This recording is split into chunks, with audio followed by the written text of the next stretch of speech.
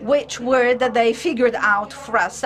And they did this in whatever sector, in whatever field, to the most complex, from the most complex to the nicest and the funniest. And we had to reinvent our daily life, and Maker Faire today acquires a new meaning, because of course, we cannot say nothing good of a pandemic, but we can say something positive about the crisis, because it is an enzyme and it accelerates movement and change. Here it responds to needs and requirements from society. Fast forward, the future in the making is the theme for this year. We have to go fast forward, ahead, and innovation must be inserted in changes which were due for longer. And we'll have quite many personalities on this stage. We will listen about projects from all over the world, and for any discipline, from artificial intelligence and in all the arts, none excluded. And we're here for celebrating and giving a voice to the capability of doing. This is a new place, this is a new location, and now I ask to Lorenzo Calamanti, the President of the Chamber of Commerce of Rome, and Luciano Mocci, President of Innova Camera, two personalities, and without you this event would have not taken place. Without an intuition 9 years ago of an odd institution, which are the chambers of commerce. Each one of us figure out a chamber of commerce, a place with a lot of paper. And on the contrary, in a place which is very ancient, a new sparkle came out. I would like to recall that the chambers of commerce is a public entity, so it's not the top of a private sector.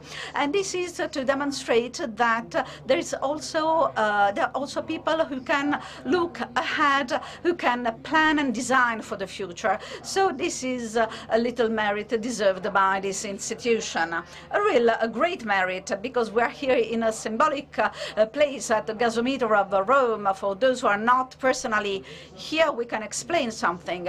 Well, actually, this event is taking place to the gasometer of Rome. Actually, this district, this neighborhood, is atypical. It was established in the early 19th century, and it was created by the intuition of a mayor, Lorenzo Nathan, who was English in his origin, and by chance he became a mayor in Rome at a moment when nobody wanted to be the mayor of Rome. And in very few years, he could give a totally new look to the city of Rome. This was an industrial neighborhood. It was very innovative, where the public administration had changed, but also the way of doing economics in Rome. Rome was a city linked to the power, to administration, and therefore there was a real thrust towards modernity. And friends from Eni who take care of this place, and little by little it is being renovated in order to be converted in a new space.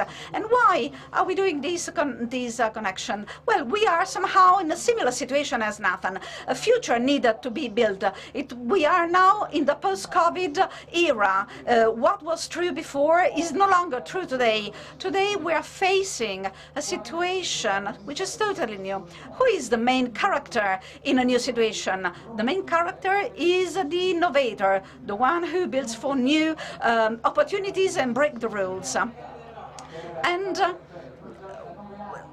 already 9 years ago, we expected to have a rupture vis-à-vis economy and the ways of thinking and doing it in order to be ready. And now these 3 days are just for this, just for saying we are ready. Rome is ready, Italy is ready, innovators are ready. And with bravery, by back and forth, we are sure that we can build a new face for our country. Luciano Mocci. Now, as for the pandemic, we mentioned it. Well, an incredible place and an incredible moment. So what are you expect? What do you expect from these innovators? Because, you know, we have to be sort of vampires for innovators. Well, actually, we are. Well, allow me first to say that we are really, that's a great emotion, because when there is a new start after such a difficult period we experienced it over the last few months, and actually this is not totally over. Actually, we can say that we're really happy to take again the path we had to leave 2 years ago. And the fact that we went on the web last year has helped us to test a new way, a new fashion for doing affairs. And results were really appreciated. And we are in the presence today. We're very happy, but we will continue in testing the remote fashion so that the hundreds and thousands of Italian and Roman citizens to be connected and to watch what has been going on, what is going on, to the widest audience possible. And we're really glad because this is a sort of a magic place. It is a unique place. We, as Romans, we've always been used to see the gasometer from the outside, but being here inside and seeing this iconic and recent structure, which is 90 meters high and 60 meters of diameter, is really breathtaking. And seeing pavilions where we spoke about digitalization and innovation, one would say I'm just dreaming. And this is a challenge which I think we will win, and I'm sure we will win. I'm optimistic, and we hope that quite many good things can take place, and also we hope that this could be a social and economic restart for the whole country. So the best wishes for us all. Well, thank you. Thank you for being here, and I'm sure that we will talk over and over again in these 3 days.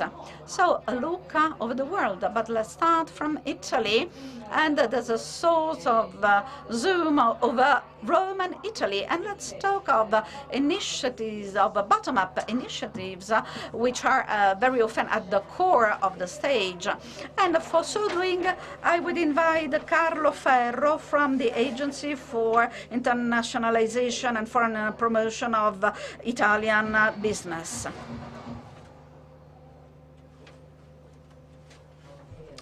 Good afternoon.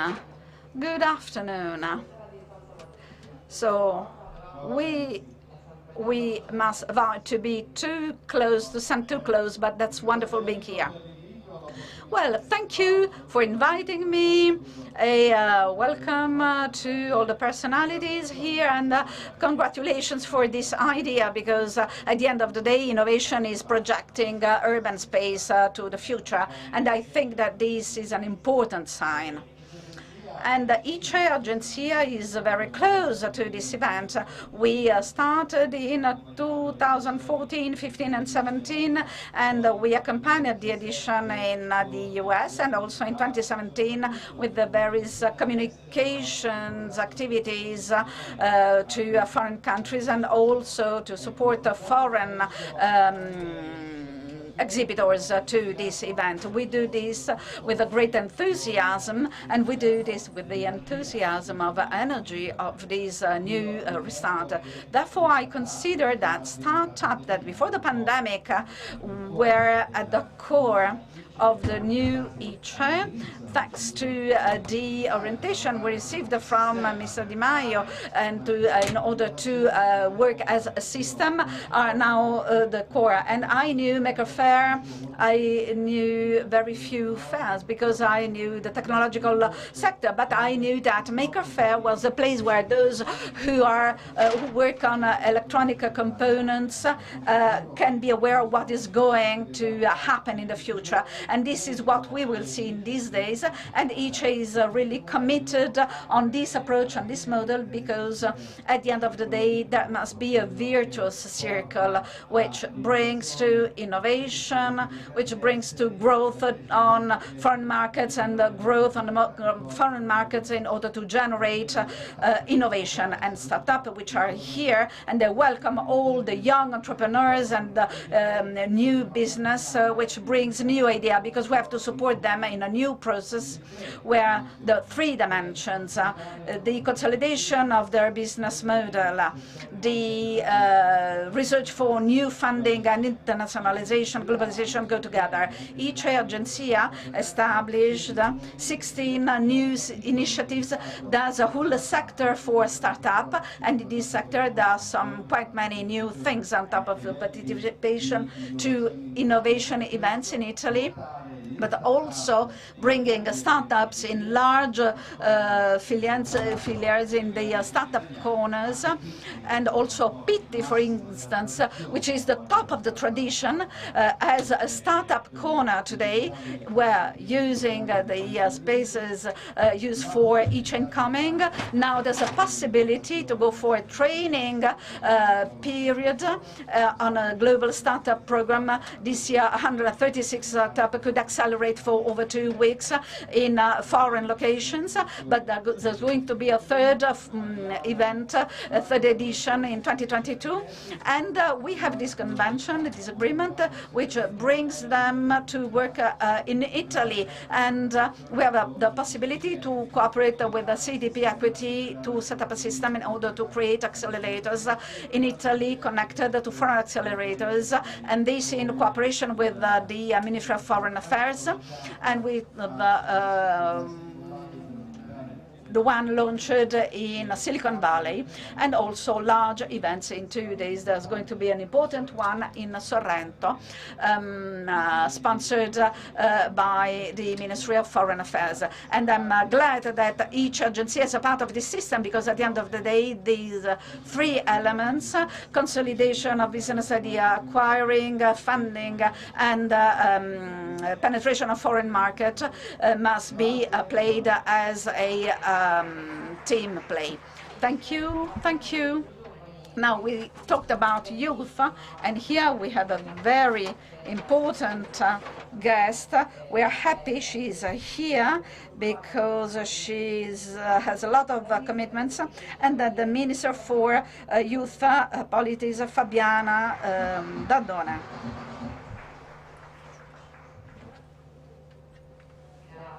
Per averci. Thank you. Thank you for reaching us. You know that that you're very busy. Yes, I'm very happy to be here. I wanted to be here at the opening of this event, which is wonderful. First, because it represents a small part of the reopening, which is not to be taken for granted. We know that this is also a hybrid event, and we have some separated parts, but there's a great opportunity for startups because they can actually debate within an event which has become established and which is really a very important open door to innovation, also for startups. So probably 1.5 years of pandemics saw us very closed off during the lockdown, and we were in a kind of bubble characterized by our work, our family, but now we have a new event, and so these young people can see what other young people are doing, and they can actually exchange their experience and also their added values. I think this is a great contribution to their experience and to their business. We also co-financed a musical contest. Yes, very, very small, just a symbolic participation. This is very important because this is going to be connected to the National Charter of Youth with a series of services and incentives for young people. But we have a panel on innovation in the musical field and how errors may lead us towards novelties. which may become a new genre or a new way of creating music. I think this can be very positive, also because young people really suffered from separation, from uneasiness, and they wanted to experiment, have a great passion for music. What kind of genre? Well, yes, metal music, really, yes. I have a great passion for metal music. Yes, well, I thought about rap music. Well, probably for the next edition, why not? Thank you so much. So I would like to wish you a very successful meeting and a good return to normality, even if we had to reinvent it through this hybrid approach. Even an innovation trade fair has found an innovative approach to revamping this sector, especially to relaunching startups. This is really incredible. I think that if something positive has come from the pandemic, it's exactly this one.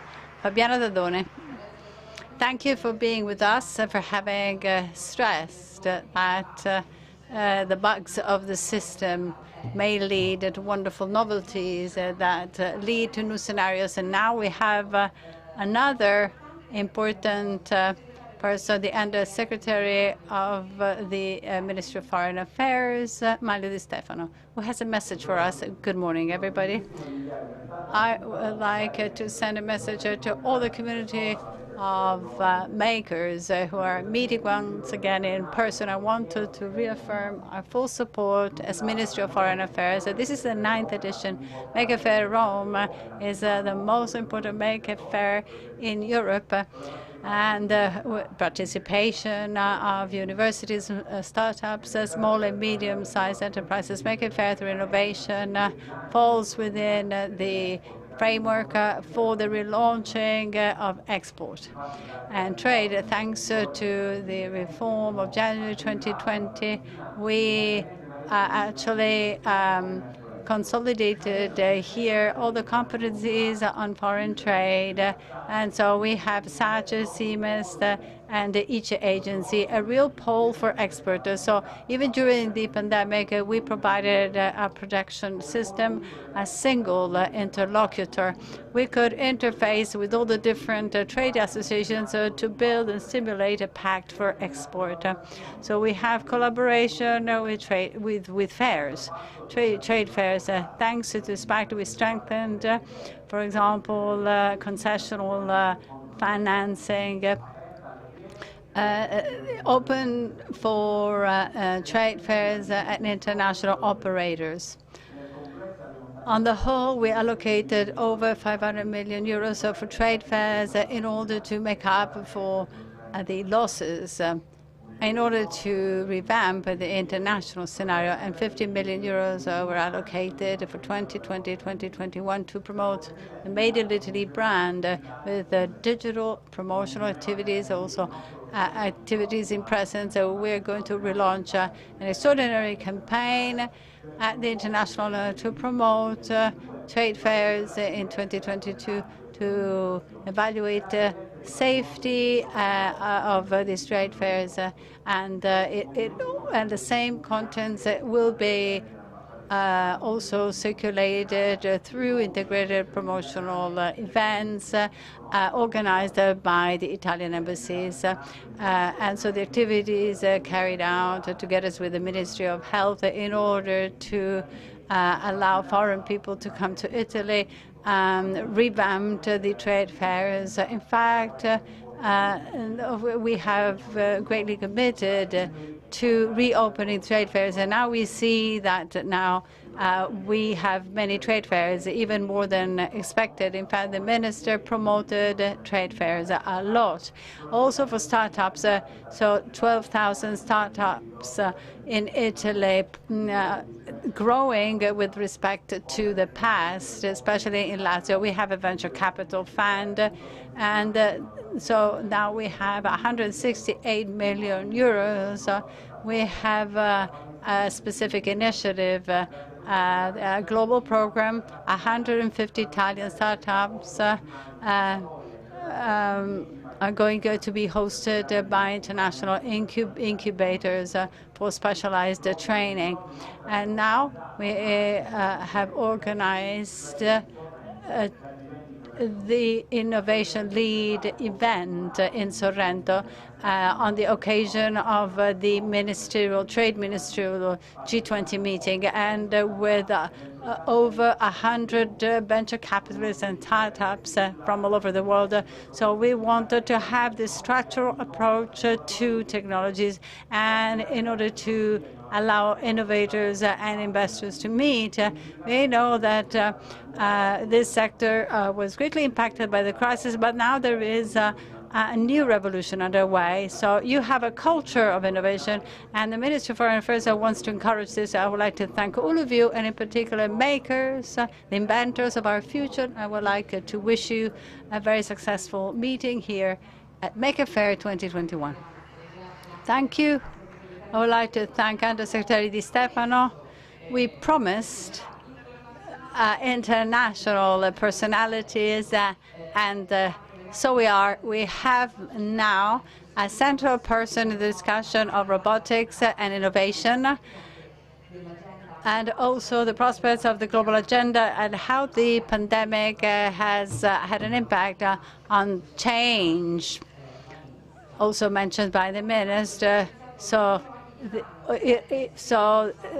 we have the CEO of the Sony Science Laboratories. And well, thank you very much for inviting me for the opening speech for the Maker Faire 2021 Rome. I think that we are in a transitional, transformative change period. I think this is in a very important time in our life. We know because of the COVID-19 pandemic, otherwise I would prefer to be there, but at the same time, we are getting more flexibility in the way that how we work and how, in our lifestyle. Now, at the same time, one of the shocking things I find out in the, COVID-19 is although we did a global economic shutdown, early last year, we found out the carbon dioxide emission decrease only about like a 10-year time span. Like we only able to go back to the level of the emissions 2010, and that's now almost back to the pre-corona stage. And of course, like all the global climate issues, and we have to find a new way. Simply slowing down the economy is not solution. That was very clear indication of the economic lockdown, and we found out that is not the solutions. That means that we have to make the very transformative change in the lifestyle, the industry, and the energy system.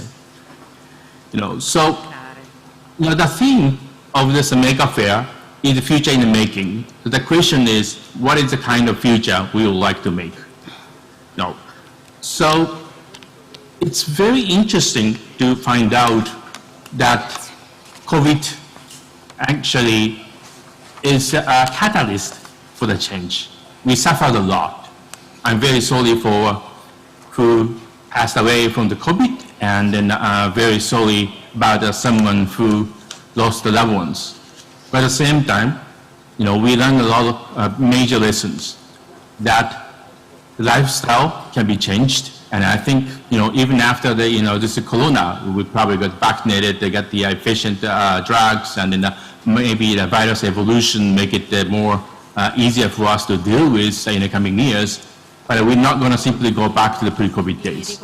I think this has been the catalyst. We're going to a transformative change right now. Now, at the same time, we recognize this corona is not the last pandemic we're going to face. So historically, there have been a pandemic potential for the pandemic every 4 or 5 years. We just preventing it, and the pandemic for like a corona every 20, 30 years. For example, like 120 years ago, there's a Russian flu, which is actually another corona, which is OC43, which is like a common corona, just to get the common cold right now. But at that time, it was very lethal. And then we got the Hong Kong flu, Asian flu, and the Russian flu, the Soviet flu, all kind of pandemic.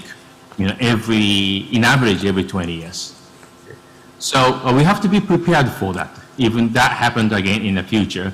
And then one of the reasons that pandemic frequency might actually increase is the loss of the biodiversity. So I think that we need to be able to, accommodate our civilizations, how we protect the biodiversity, how we're going to prevent climate changes. And otherwise, the future we're going to make is not going to be the good things. So I think we need to be able to accommodate our civilizations and restore the global ecosystem.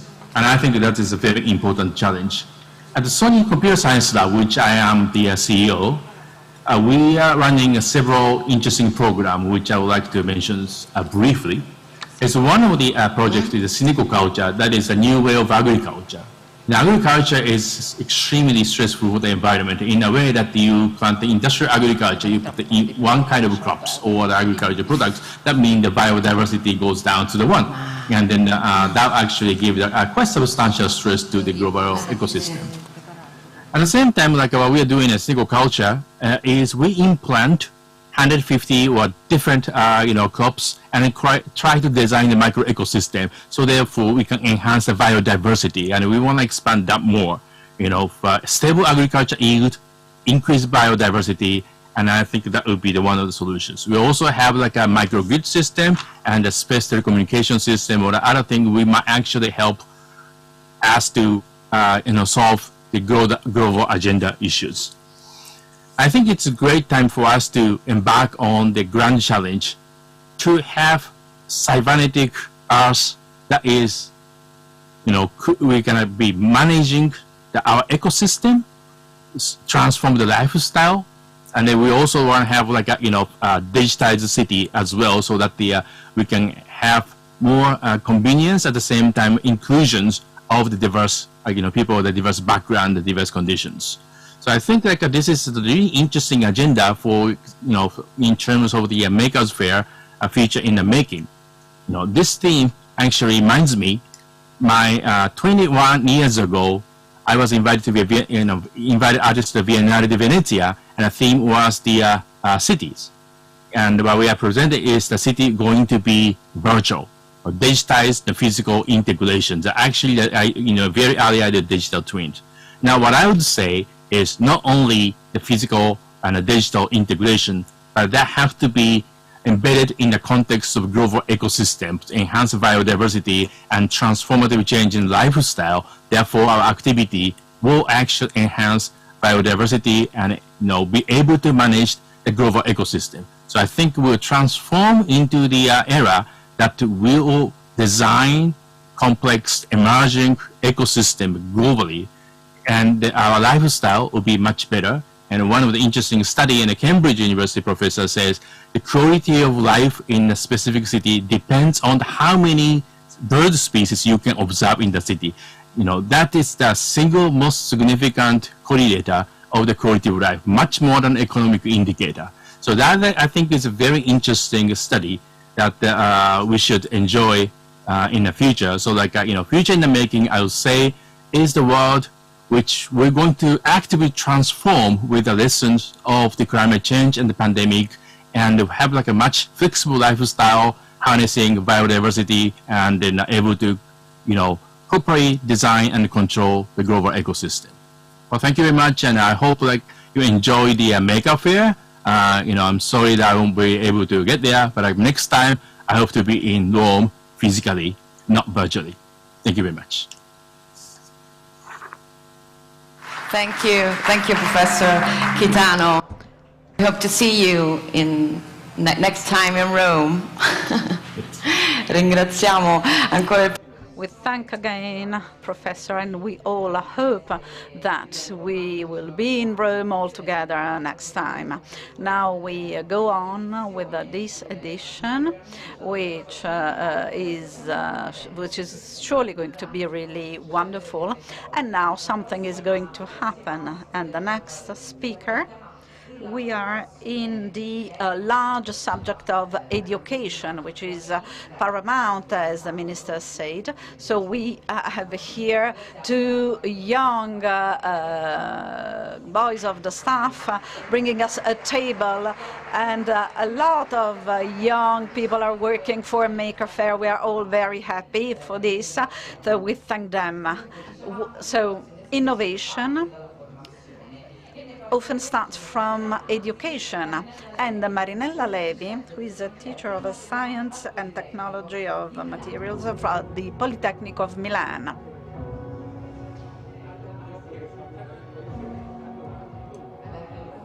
Welcome.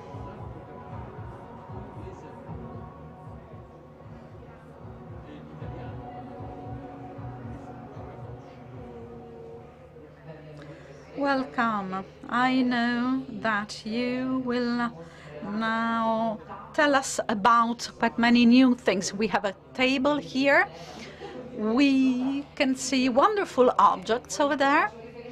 And I'm going to make a reference. And this is a sort of Mary Poppins style scene. Professor Levy has a big bag, and she will take out quite many objects, and she will tell us about innovation and education. The floor to you. Good afternoon, everybody. I need a pointer, says the lady. And because I will show you some slides. I would like to start by asking you, what do the Venus of Nilo and some 3D printed objects and a boat have in common? They have to do with the fact of doing, fare. They have to do with making. And for me, they have to do with a wonderful story which began here. Now, you know, my voice is quite trembling because 8 years ago, like today, I was here with my students of my laboratory, the Polytechnic of Milan, and we were here at Maker Faire at the Palazzo dei Congressi of Rome. And my scope today is that this is the badge I was wearing in 2013. And there you can read Marinella Levi. And since then, I've always been here. I will use Maker Faire to tell you what has been going on over the last 80 years in our laboratory. But on that day, we arrived at Maker Faire and we found this. That is the first important exhibition of 3D printed objects, which was devised by Simone Maiocchi, who is watching us from Dubai, where he moved. And we had incredible youth and Prusa on the right. And then we had a lot of pieces. This one, this strange shape, we will talk about later. And back from this fair, I had in my mind the idea of doing something in the laboratory. You can see here the library of Professor Giulio Natta, who in 1963, in that laboratory, in our department at the Politecnico, he had be awarded of the Nobel Prize for Chemistry in our country. And you know, you can hear my voice, my trembling voice, when yesterday we got a new Nobel Prize for Physics for our country. And we thank Professor Parisi. We have to be really proud of all this. And we hope that for chemistry we'll get a new Nobel Prize. Well, in that same laboratory, I put on a table the first 3D printers after coming back from here. And I began since that time making research, very frugal research. We had very little funding, and with that printers, a power asp, and a universal, I began working with my children, with my students. And the first project we strongly wanted, is called Plus Ability. This is an hashtag, is that which means we are there because making is of everybody, of all of us.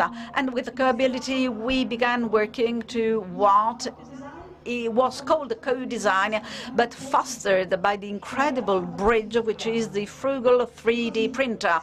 So we got to the object, which in 2013 was this strange shape, this sort of half moon, which had won this prize here.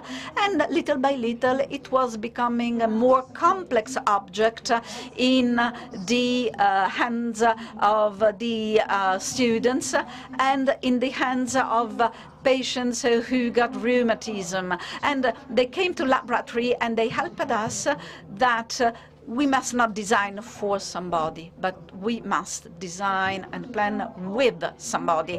And instead of designing for, but designing with, the final product will have a meaning. That object is used to open a bottle and not requiring too much strength to open the cap of a bottle, and this can be personalized and customized with the configurator. In time, this has become this object because another group of brave students continued, and the shape evolved. And this object today, this project today, is starting again at Politecnico in order to bring to technology, in order to embrace larger markets, and we will design the new projects, the new objects, and this with the support of a company. They will be printed by injection technology, and this is, in our view, is making innovation.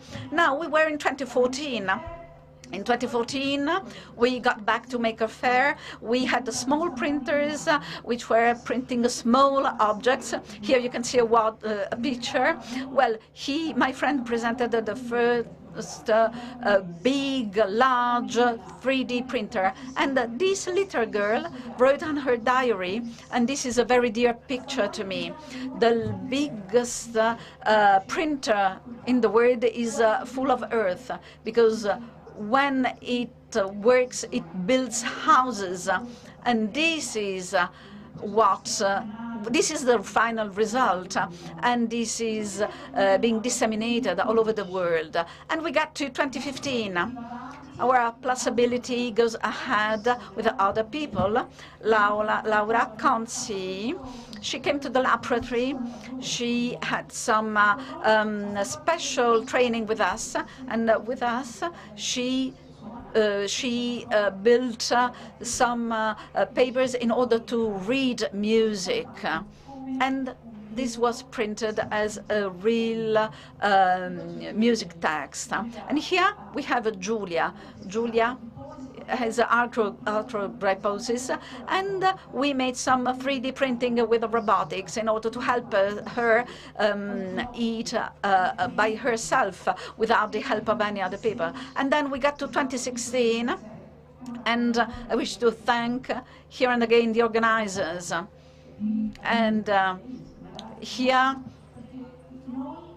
in those years, we set up a part of the ANI stand here, and we built montgolfiers which built over photovoltaic solar-powered cells, and it sent tweets.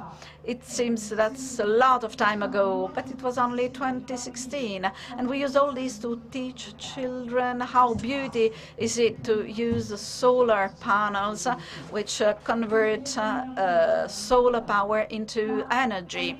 But I would like to get to 2015. This ongoing timeline, and the hashtag here is scars, cicatrici. Here I got to the Venus of Midas because with the Ragazzi del Bullone, an association which helps students who suffer from a very serious disease, teenage up to 25 years old. These youth, we had an idea, and we proposed this idea here, that is thinking about the fact that each one of us has at least one scar. We all have, not only youth. And we were suggested to put these scars onto classical beauties, and we put these scars on the body of the most beautiful object we can have, the David from Michelangelo. And with the wisdom of 3D printing, we turned these drawings into 42 small statues, which constituted the first collective work, which was at the Triennale in 2018. And here again, we go back, and now we'll have a Cicatrici Milano, the art of the reopening. We do not spoiler anything. I can just say that the Ragazzi del Bullone worked and cooperated with some companies, and they thought about scars in the cities, the scars that cities are suffering after the pandemic. And the final result was wonderful. Here is Judith, our artist, who converted these emotions in 3D models, and all together we printed that.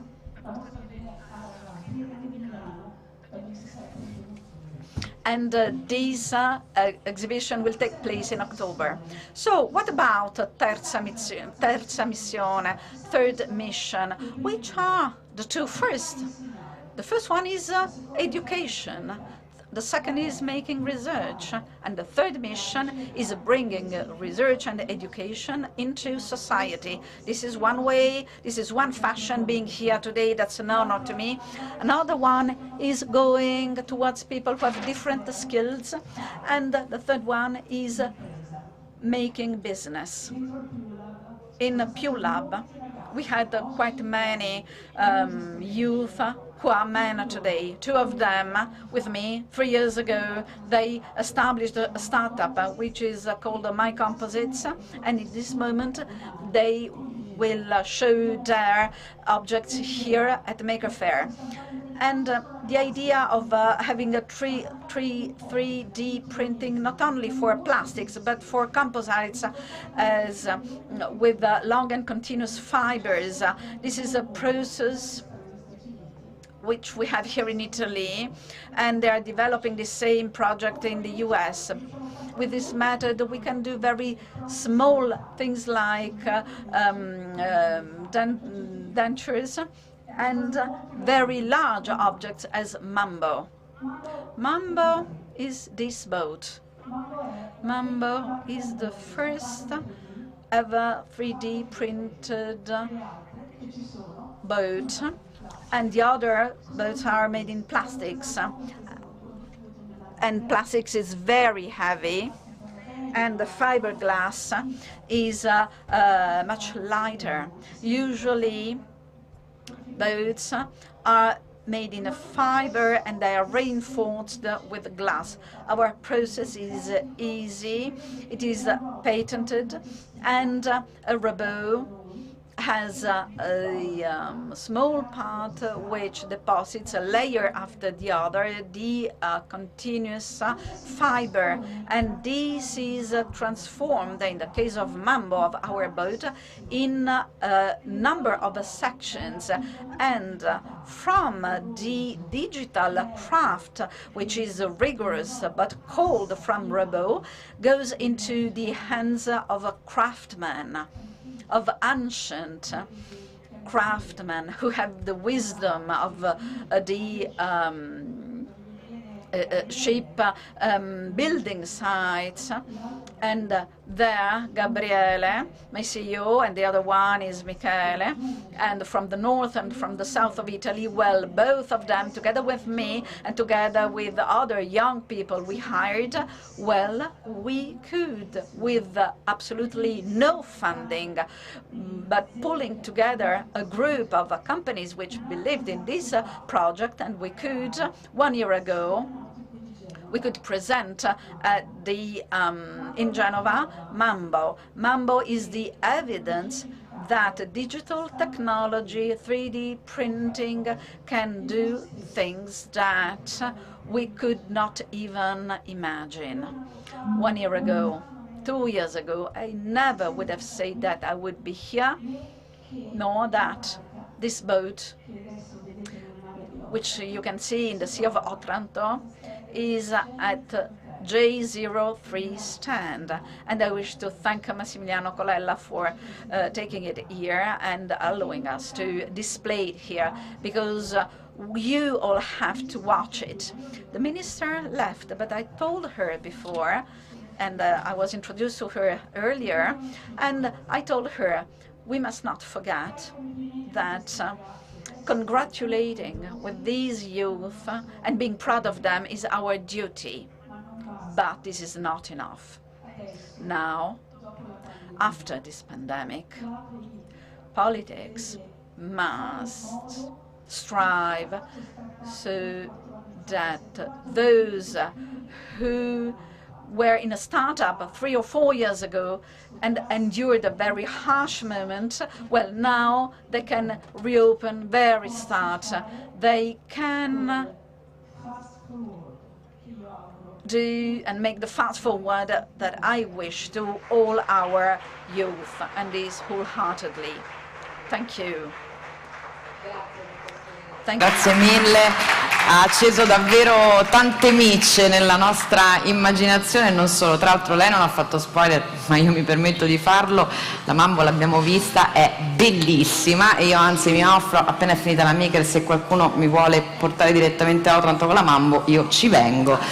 Abbiamo parlato di formazione, qualcuno ha detto artigiani e allora è davvero quasi un obbligo morale chiamare gli ospiti che mi raggiungeranno tra poco sul palco, perché qui parliamo di formazione tecnica superiore e di come si unisce all'impresa. In particolare parleremo di Upskills 4.0, che è uno spin-off dell'Università Ca' Foscari di Venezia. Io invito subito gli ospiti a salire sul palco. Sono Stefano Micelli, professore di economia e gestione delle imprese dell'Ateneo appunto Ca' Foscari, benvenuto. Scila Scerba, curatrice della Fondazione Istituto Tecnico Superiore per le Tecnologie dell'Informazione e della Comunicazione. E poi, signori, qui lo spoiler non lo possiamo fare, però ci sarà a breve il finalista del premio Global Teacher Prize, Leonardo Durante, come miglior professore del mondo. Non è che uno, no? Se si fa bene, giustamente. Professor Micelli, partiamo da lei per cucire un po' questo ponte fra passato e futuro. Come si cuce? Lei poi tra l'altro la conosciamo bene, Artigiani. Si sente? Sì, buonasera.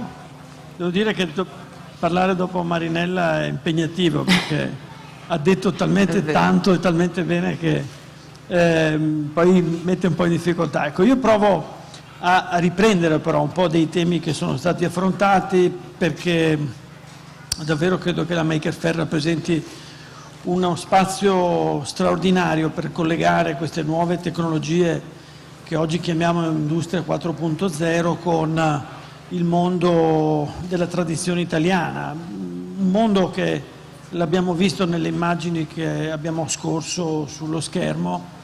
Ha da un lato grande bisogno di questa innovazione, ma ha anche un potenziale di suo davvero straordinario. Io ci tengo a riprendere un po' questo tema della terza missione che è stato evocato prima, perché oggi diciamo, a me fa molto piacere presentare una storia che è questa di Upskill 4.0, che davvero ricalca le orme di quello che abbiamo sentito pochi minuti fa. Upskill è uno spin-off universitario, è una start-up con un lungo percorso di ricerca alle spalle. Lo so, io non sono giovane, come è stato detto prima. Chi è che si è permesso? Non faccio più parte della schiera dei giovani, ma posso dirvi che lavoro con una dozzina di ragazzi, diciamo quasi tutti sotto i 30, di cui sono davvero particolarmente orgoglioso. Devo dire moltissime donne che si fanno valere in campo tecnologico davvero in modo straordinario. Su questo. And these are really incredible profiles, and upskills is what we are talking about now. That is connecting the world of technology and the world of education of the high school with the word of the Made in Italy brand, with the craftsmen we could see working in the pictures and the video we were looking earlier. And the reasons for this project are very simple. This is a revolution. We understood this, and there is no guidelines for this revolution. We don't have time to figure out a traditional evolution when research is made and then manuals are made and then training and education is provided. We don't have time, so we have to create some short circuits which have to connect the students in schools with the business, which have now problems to grasp the potential of these tools. Upskills is using a verified method, and this method is design thinking, and its merits is to unpack the innovation process in various phases, phases that the youth and their tutors can actually check and verify very accurately and give free space to their imagination, but also they can regularly check results obtained step after step. And partly this is the possibility for a youth to give a contribution to the technological future to many different companies and business.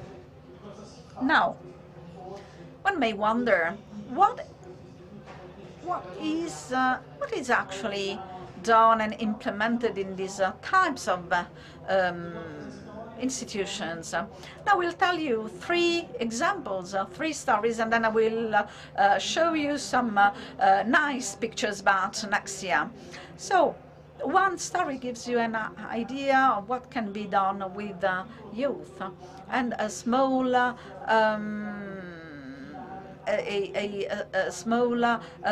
clothes producer who had the idea to use algae as texture, as fabrics.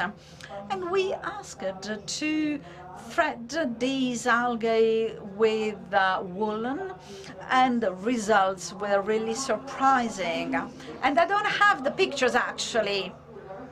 I will show you pictures next year. We are working on this. And here again, we are working with an new technology specialized ITS in Turin. And we are working with a startup which is specialized in innovative mobility means, and we are working with the youth of ITS Caltagirone, and we are considering and thinking of new business to be put in a filière and in a value chain at international level in order to consolidate in Caltagirone, in the south of Italy, a number of new business initiatives which have now problems to emerge, and we will back them and support them in a 3-year process. This year we supported about 30 projects. Next year we hope we can do something better. But the idea is really building this bridge between technology and the Made in Italy label in all the sectors, in the food sector, in tourism, in culture, and also in the not-profit making sector, in order to give to this world the possibility of going ahead and showing the potential it has. and also give it a more sustainable dimension, because I can seize, I can grasp this further dimension. So let's go to Caltagirone. Now, Caltagirone, well, thank you for inviting me. I'm really glad to be here and tell you about this story. I am the coordinator of a high school, a technical high school, and we become famous recently, and we are working on tertiary education parallel to the university with practical operating pattern. We work in contact with the business entities.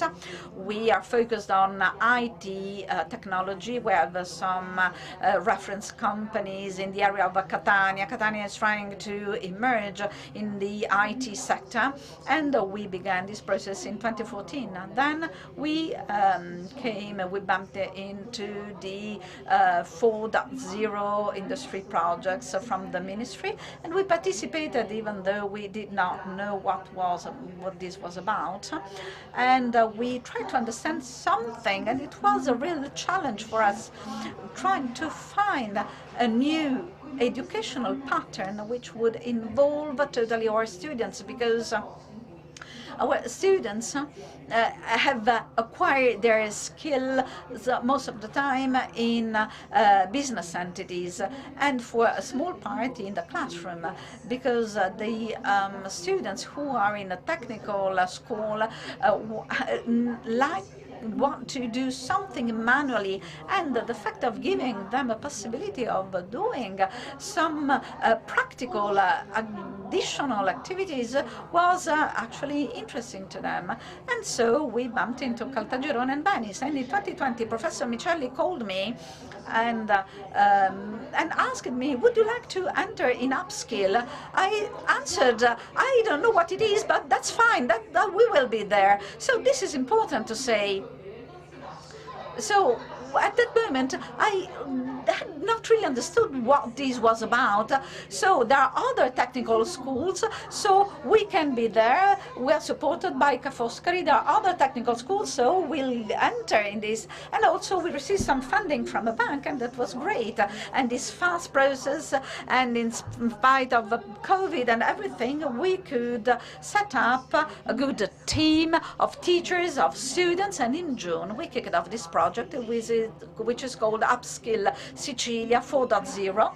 And large companies do believe in the potentials of the technical high schools of the South, and we train and we educate good students who then emigrate and go and emigrate to Milan. And I wouldn't like these youth to emigrated to Milan. Actually, sometimes they come back, and luckily enough, they came back thanks to COVID this time. And from Catania, from Sicily, today they can work for the whole world. They can work at the global level. And so we are now having some funding in order to retain students and young people in Sicily, because, you know, students believe in this, they study hard. And also, we have an important partnership, which is ST Microelectronics, which is a very important company in Sicily, and other companies which are supporting them. So our students are working, are studying IT programming, and they have this desire, this thrust to become entrepreneurs and get educated. And also we hope we can attract further funding in order to retain our students. So I do hope that I was clear. Well, this is very, very clear. You were very clear, and the audience is welcoming your speech. And I can see that you all agree. So the best professor in the world is nodding with his head, and you are So please, Professor, the floor to you. Just whatever you like to tell us, please. I'm Sicilian, but I've been living in Rome for a long time, and I would like to confirm what my colleagues were saying. What about my preferred theme? No, I have the question, but this is the game. So what about the school? Because we have very positive and energetic examples. So, well, schools are going okay. In fact, it is not by chance that I'm a finalist at the Global Teacher Prize. It means that the Italian schools are working and they have to be renewed, especially they have to be redesigned. But they need to be connected to the world of labor. And thanks to the dual system, we now have the possibility to have a better approach. I am working at the technical high schools and also technical institutes. They have found, our students have found jobs abroad. I have students who found jobs in the UK, in France, or in Geneva at CERN. And a young person got a degree from the Fermi Institute.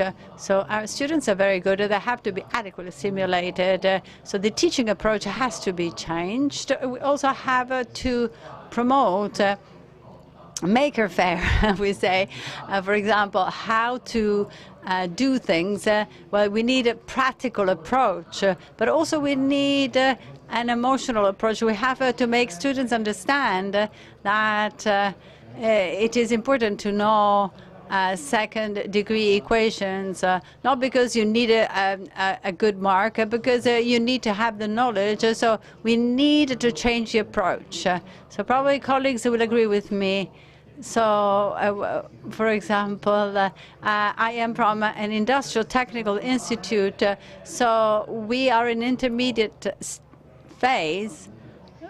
Probably the knowledge is exactly the same.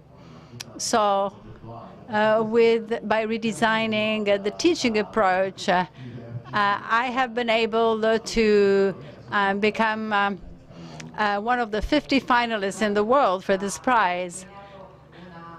And you said something important. So we have to be as good as the students and not the contrary.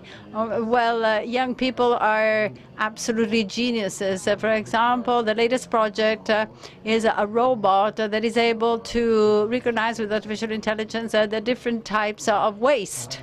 So, and this was designed by a 6-year-old young man. So I think we need this in Rome. So I'm going to wait for you next year. I want to see all these projects. And this is your homework, and best wishes for you. Thank you. And now we have another challenge against time.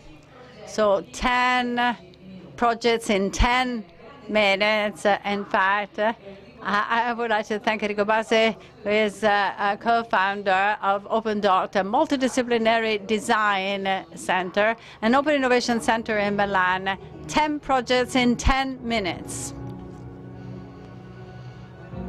Welcome.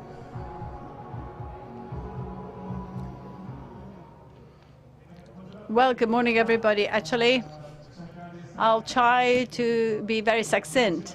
So I wanted to bring here on the stage many stories and not only an abstract vision of training and education, which we are debating today. So why are we talking about training today? After the distinguished speakers who spoke before me. So the first vision I had is jobs. But work today is not only coming from technical training, which is fundamental to integrate these fundamental technologies. This is based on a model that we've seen over and over again. So we imagine the best minds of the planet in the golden temples of knowledge and inventing things that are going to change our lives, and developing technologies that were only in science fiction textbooks, creating great companies, changing the market. This is a very much loved model in the Anglo-Saxon world, but it has some gaps. And I would like to talk about these gaps here, because then we have, for example, diffuse innovation made by unknown people, but who have a major impact on their communities and the people with whom they work. In fact, so the projects I would like to talk about and the people I work with are the ones coming from Recoup, Milan Association, for example, reprocessing, for example, surplus food or waste food in order to avoid food waste and pollution. And they provide this food to the needy. And then we have a technological infrastructure to manage donations. Over in the Talk Foundation, working with neurologically impaired children, and we have developed a lot of tools to help children write or communicate or play. Or, for example, another project involving different communities dealing with the circular economy, but on a small scale. For example, those who recover clothes and they resell them, or, for example, those who want to deal with the recycling of plastic. So there is a whole world made of innovation. Sometimes we don't see them, but instead it's very powerful. And then today, training has to unblock the situation in which we are today, as we said many times. So climate change impacting on our lives, the pandemic which has revolutionized our lifestyle, but also the systems that we've always been taken for granted. They are no longer very reliable when we need them. So all these realities, all the challenges I mentioned, according to me, can be solved only if there is a real change at all levels, involving everybody. It is not possible to hope that technologies alone, or companies alone, or research studies alone are going to mobilize others. And Maker Faire is really a place where these kinds of changes can reach everybody, because change sometimes leaves some people behind. So we saw this when we were talking about the digitalization of the schools, or, for example, distant teaching or events becoming completely digital. Fine for those who have the technology, but there are people who are forgotten, and this is a major mistake, because we cannot implement a change impacting everybody without everybody. So another thing that we hear very often is that at a certain point something will arrive, the technology will arrive that is going to change the behaviors, for example, uploading information on our brain and learning new things without any interest or will or effort. So what we call the hero of history, somebody coming, solving the problems, because the person knows what to do and how to do it. But I rather believe in the possibility for people to be protagonists of their stories, and all these stories are going to create change. So I decided to talk about some stories. Normal people whom I met over the years, also through Maker Faire, and the willingness is to share the impact that training has, and the type of training in the Fab Labs of maker spaces. These are normal stories. Nicola, for example, according to me, is a good example of involuntary training. He had a project. He liked this project. He started developing this project in 2013 or 14, if I remember correctly. And this was a solar battery charger with a tracking system. The project is still underway. So every year he improves the system. Each year he learns something new. The last time I saw is, yeah, so we are carrying on the project, but in the meantime, I learned how to, for example, use software and design reproducible projects. For example, I was hired by a company making radars. Or, for example, informal training, what you cannot do in schools because there are no schools. This is Ariri. This is a young woman who was in Djibouti. She was a migrant. I met her in a project some years ago when I helped opening up a fab lab in Djibouti. This was one of the first young women entering the lab. So sometimes migrant people do not stay in the same place for a long time, so they run the risk of not having real training because they move from one city to the other and they are never integrated into continuous training. This project was designed to support these people. The first thing she produced when she started building something was, for example, a plaque with the name of her mother and father. The father had remained in her country of origin. Hala is another good example. And she learned to sew with a medical control machine and make her oasis, a makerspace within a refugee camp in Jordan. And she started sewing these puppets, these little toys for her children. And then other people started asking her to produce these toys. And so this has become her job. So, for example, she decided to create this job, and now this is her business. And she can actually keep her family with this business. This kind of training permeates all levels, even the official level. These are some of my students during, for example, digital manufacturing course, so they can choose a theme. I guide them. I have to confess, but they're quite free. And so they carried out some research studies, and they found the typical problem of young women in sub-Saharan Africa, and they designed some kits to help them, for example, produce some pads if they cannot find them in order to reduce dropouts from schools or not having these young women at school for the whole month. This is the last story and the last kind of training. And so this happens when you mix different worlds. So, for example, Alessandro is a doctor. He had an idea to create a system to simplify tracheostomy. And so he came to a lab, we prototyped, he patented the tool, and he wrote all the papers, but then he fell in love with our world. And he said, for example, I'm going to study how the 3D printer exists, and I want to make things available for everybody. He went on working on this project and studying and using 3D printers that he bought over the years.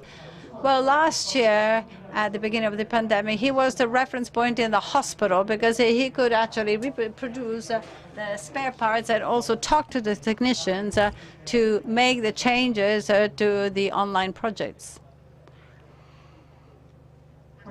These are just a few stories. I could actually talk about hundreds of them, and I think all of you have interesting stories to tell because all of us learn. That's the characteristic of makers. So as makers, we should go on doing whatever we have done, and we should actually enhance contamination and help worlds communicate. This is not only the world of makers, so the transformation we need goes through all the actors, policymakers who have to understand the value of this world and how to integrate it and not to suffocate it, or universities that can really work in creating hybrid programs where it's possible to have innovation by mixing technologies, humanities, or the world of medicine and health. Or schools are doing a lot to for example, create connections with the communities and also companies. We talked about the transformation of vocational training, but also the transformation of personal training of people who can acquire skills related to innovation with a very different and proactive approach. I would like to leave you with the opinion I have developed over the years why it is so important to be careful about the value of training. So training should become an inclusive and diffuse world. It is not a change that we can have only thanks to the large research centers, which are fundamental. It is made up of many stories of people who are protagonists but not heroes. So we cannot delegate to others a problem to be solved. Each one has a role to play, and I hope you will accept this invitation and we will go on experiment in the world in the training of making. Thank you very much, Enrico Bassi. Enrico talked about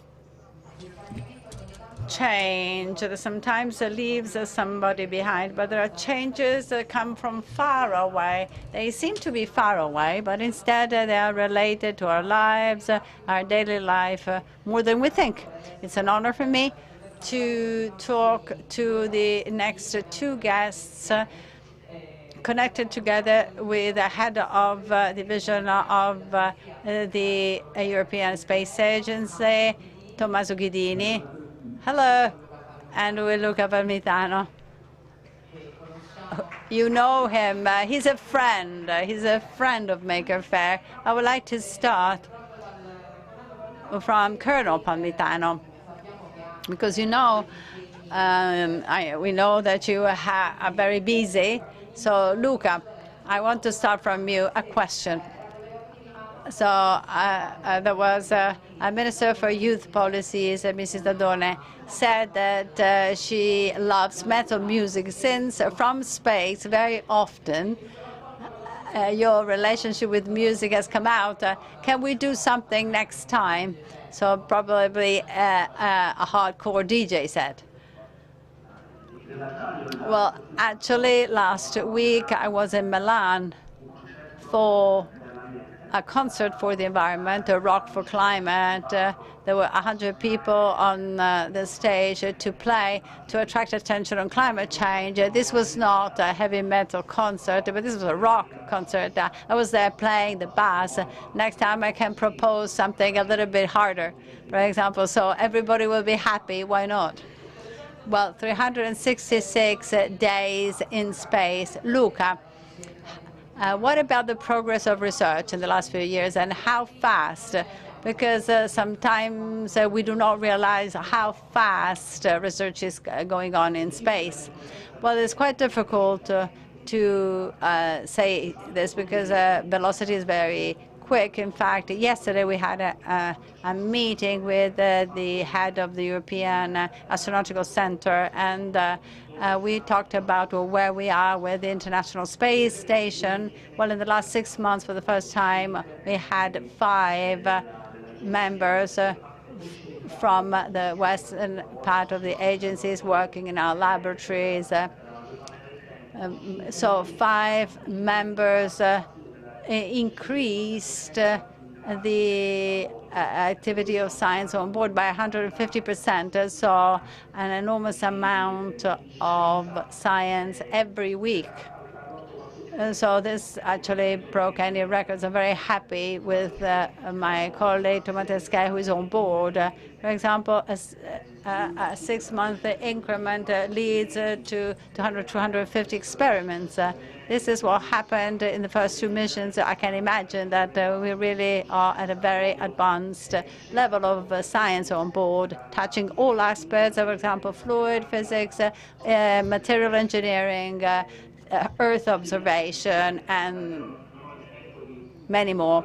I don't have time to talk about all the different experiments we make, but biology, biophysics, chemistry, pharmacology. So, of course, there is room for everybody within the space station. And, for example, the health of space and also health within the craft.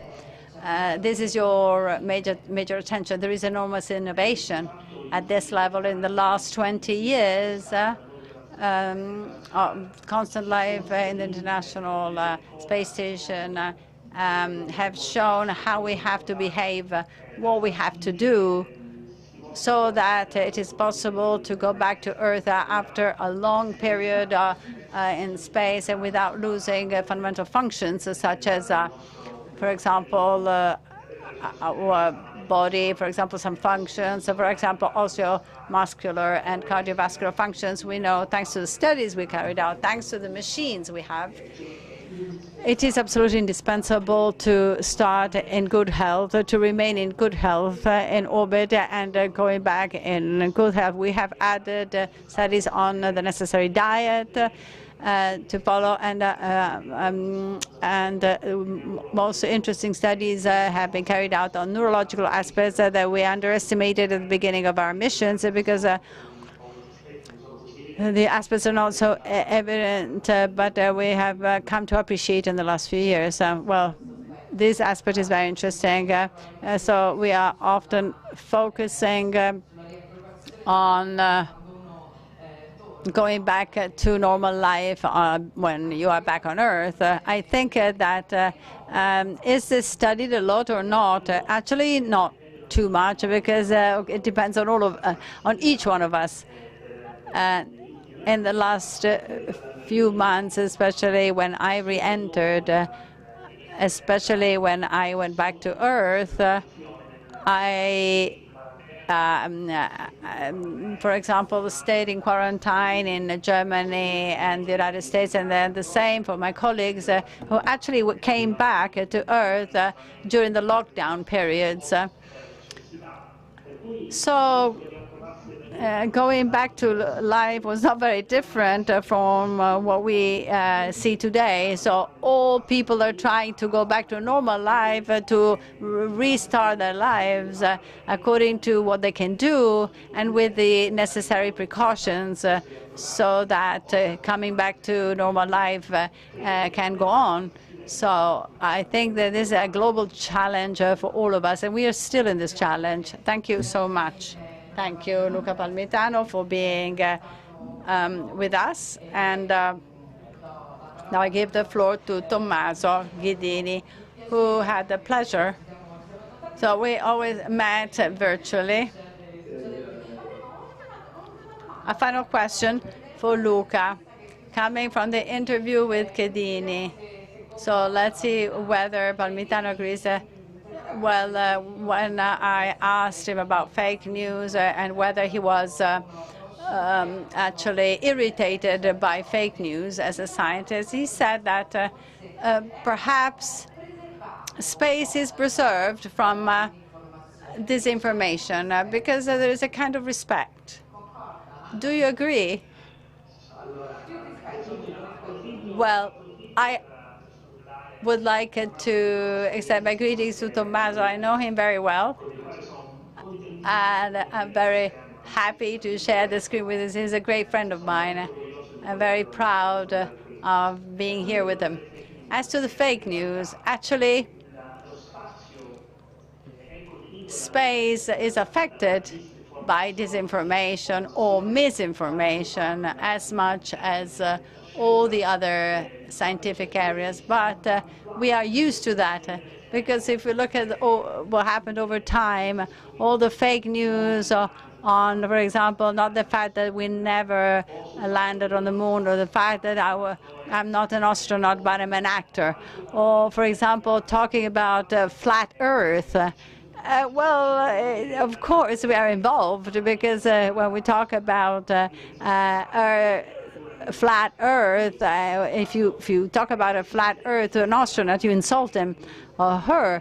So there is a lot of misinformation, even for the world of space. But since space is a small part of science, probably not as pervasive as other research areas. Probably we do not feel this, but we actually discard these crazy ideas. But we have always a negative impact, and it's the same for space as it's the same for science in general. Thank you. Thank you. It's a great pleasure to me as well to answer to this. These are important issues. And I thank you for invitation. I thank all the youth who have always been my best loved audience. It's important to refer to them openly. And if you like, I can remain for some more minutes with you. It would be my pleasure. Well, I hope to see you a 3D printing of you just before me. Okay, so we'll send this request to some makers here. Now, a 3D printed Parmitano would be great, and I'm no doubt on this. Now, Tommaso Ghidini. Recently, you published a book, Homo Celestis, and you made a very interesting declaration. We're talking about science and history and information. And you wrote, if dinosaurs had had a space agency today, they would still be with us. Why this? Well, this is very peculiar among scientists who say this type of jokes. I mean, they would be with us because we know that dinosaurs were extincted by an asteroid, which was really cruel because not only was that huge with a 10-kilometer diameter, but it entered in the atmosphere with a 60-degree inclination, which is the worst possible inclination because it's the one which creates the largest quantity of material on the Earth, and 60% of life was destroyed on the Earth, including the dinosaurs. So this is the reason why we say that if dinosaurs had had a space agency, they would be still here, because for this type of event, nobody could do anything against this. This is a threat from the outer space. So we had no weapons against this, and we could only see what was occurring. But now the space agencies are making ESA and NASA are making an experiment, and we're creating a technology to deviate an asteroid. So this is a planetary protection mission, the biggest one ever made, because this will protect us all against the greatest threat coming from the outer space. And we'll do this with a dart, a real dart, against a moon, and because Didymon is not coming to Earth, but it's an ideal target. It's not 10-kilometer diameter. That would be too large for this technology. And this technology is focused on asteroids which have a higher possibility of being a threat, and the diameter is about 1 kilometer. So the solution is a dart, which would strike the moon of the asteroid, and it is a fraction, and this variation in the binary system asteroid plus its moon would deflect the trajectory of the asteroid by 6,000 kilometers. If we consider that the diameter of the Earth is 12,000 kilometers, even though this asteroid was supposed to strike the Earth in the middle of it, with a 6,000 kilometer deviation, it would bypass the planet. And this test will let us see how, which was the deviation of the asteroid, and then then it will become possible to make a fine-tuning for this type of solutions. So one last question before we end. Of all the technologies which are created for the outer space, but which are then converted to a daily use, which is the one you like most? Which is the preferred one for you? So one of them. Well, I believe that not really one specific technology, but missions of observation of the Earth, so that we can take the temperature, we can see the state of health of the planet in order to correct it. And for sure, the International Space Station, which allows us to travel in space and go to the Moon and then go to Mars. Parmitano, I'm very proud of the schemes we have on the International Space Mission for the use and recycling of resources, so technologies for creating power, solar power, water recycling technologies, and all the technologies we use on board, and I hope also new systems for the future. So, for instance, breathing air in the mission, in the station, has to be integrated with air from the Earth. But breathing air is produced on board of the mission. So this is one of the greatest achievements. So thank you. You give us a lot of suggestions and ideas. And for misinformation, ESA makes discoveries, but also looks at the health of our planet. And these in order to allow us to live in a better world.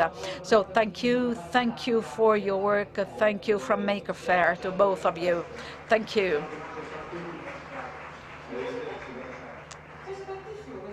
Well, I love this story that they met and they just greeted them virtually, and that's nice. So let's go on and let's talk about space and the boredom in space and how boredom can bring new ideas. We do this with Rafi Chakarian, a speed designer and a professor of the Dubai Institute for Design and Innovation.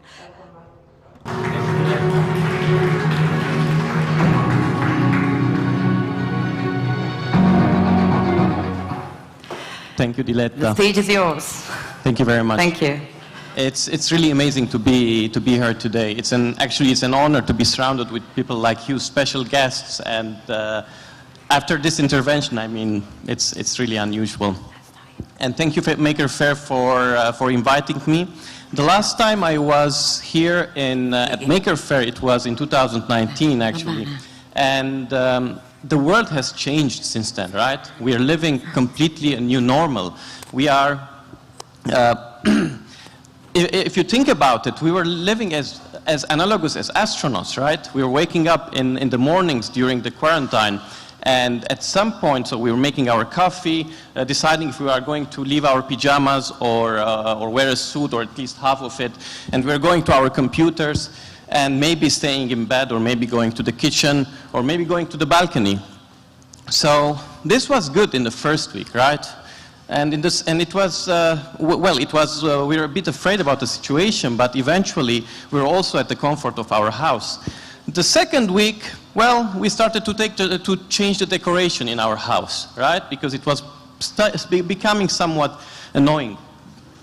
However, the third week, things started to hit us. It started to become monotonous, and at some point, our routines were becoming monotonous. So we started to change our routines. And issues of monotony and boredom are, in fact, one of the non-spoken dangers of human space exploration. And I will go back there on how designers have an important role to create the support systems to mitigate just that. My role as a designer in the field of aerospace started in 2008 in the company Architecture and Vision, together with Arturo Vittori and his brother Brigadier Roberto Vittori, the astronaut. So back then we were working a lot on bases on the moon, Martian missions and so on, but we weren't speaking about mass access to space. If you think about it, in the past few months, private citizens are accessing space continuously, right? From Virgin Galactic to, with Jeff Bezos, Blue Origin, and lately, Inspiration 4 with SpaceX. And this will become a reality down the line, because for the first time ever, we have reusable launch vehicles, which means we send people to space, we land, we refuel, we go again. And this will create a huge issue for us in the near future, because these people are not trained to live in space. These people don't have the same training as astronauts that go through years and years of training, right? And this is where the role of designers will be of the utmost importance. Today, these astronauts, when they are living in their environment aboard the International Space Station, they are also, you know, they have their working hours, their eating hours, their sleeping hours, and they are in this confined environment with a lot of monotony, monotonous situations, whether they are, it's their routines or their fun time, right? One of the things they like to do is pass some time inside the cupola looking outside of the window. In fact, the idea of putting a window inside the space station started with the father of industrial design, Raymond Loewy, back in the 70s in the Skylab, in the American Space Station. And he fought with the engineers to do just that. So you look out the window, you have our beautiful planet. It changes you completely with the overview effect. However, after that, the moment we distance ourselves from our planet and we start, and humankind starts to explore our solar system, we look outside of the window and we are not going to see Earth. What we are going to see is that tiny dot. This is from the mission Cassini a few years ago. So what are we going to do? How are we going to combat situations of monotony and boredom when we don't have the support systems, right? And this is what we're trying to do as designers, and I'm going to show you some examples. Now, we can't build monolithic structures and send them to space anymore. We cannot foresee the creation of, we cannot foresee to design systems and foresee every single solution to unforeseen problems, right? So there are a lot of analogous Mars missions happening here on Earth. And in the case of Mars 500, they trapped 6 astronauts inside this simulation. And after 2 years, these astronauts were losing their mind. They were sleep deprived. They were in a situation of depression. Inspired from such situations, a few years ago, we created this special artificial intelligence mirror that is capable of reading your emotions, and it interacts with you based on how you're feeling. So it changes the color and also behaves in a certain way. So the idea is, what if we install such systems inside space stations in the future, maybe missions going to Mars or distant planets, and to help astronauts, to monitor them, to monitor their psychophysiological well-being, and in case, maybe even mitigate the problem in case the need arises. What if we change the environment based on their needs, the color, the sounds, right? Also because you don't have a direct line of communication. During the Apollo 13, there's this famous saying of Apollo, we've had a problem.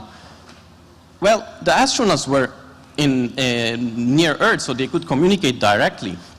That won't happen when you are on Mars or on a distant planet. A hello will take 20 minutes to go, and 20 minutes a reply will arrive 20 minutes later. So when you don't have a direct line of support, what do you do?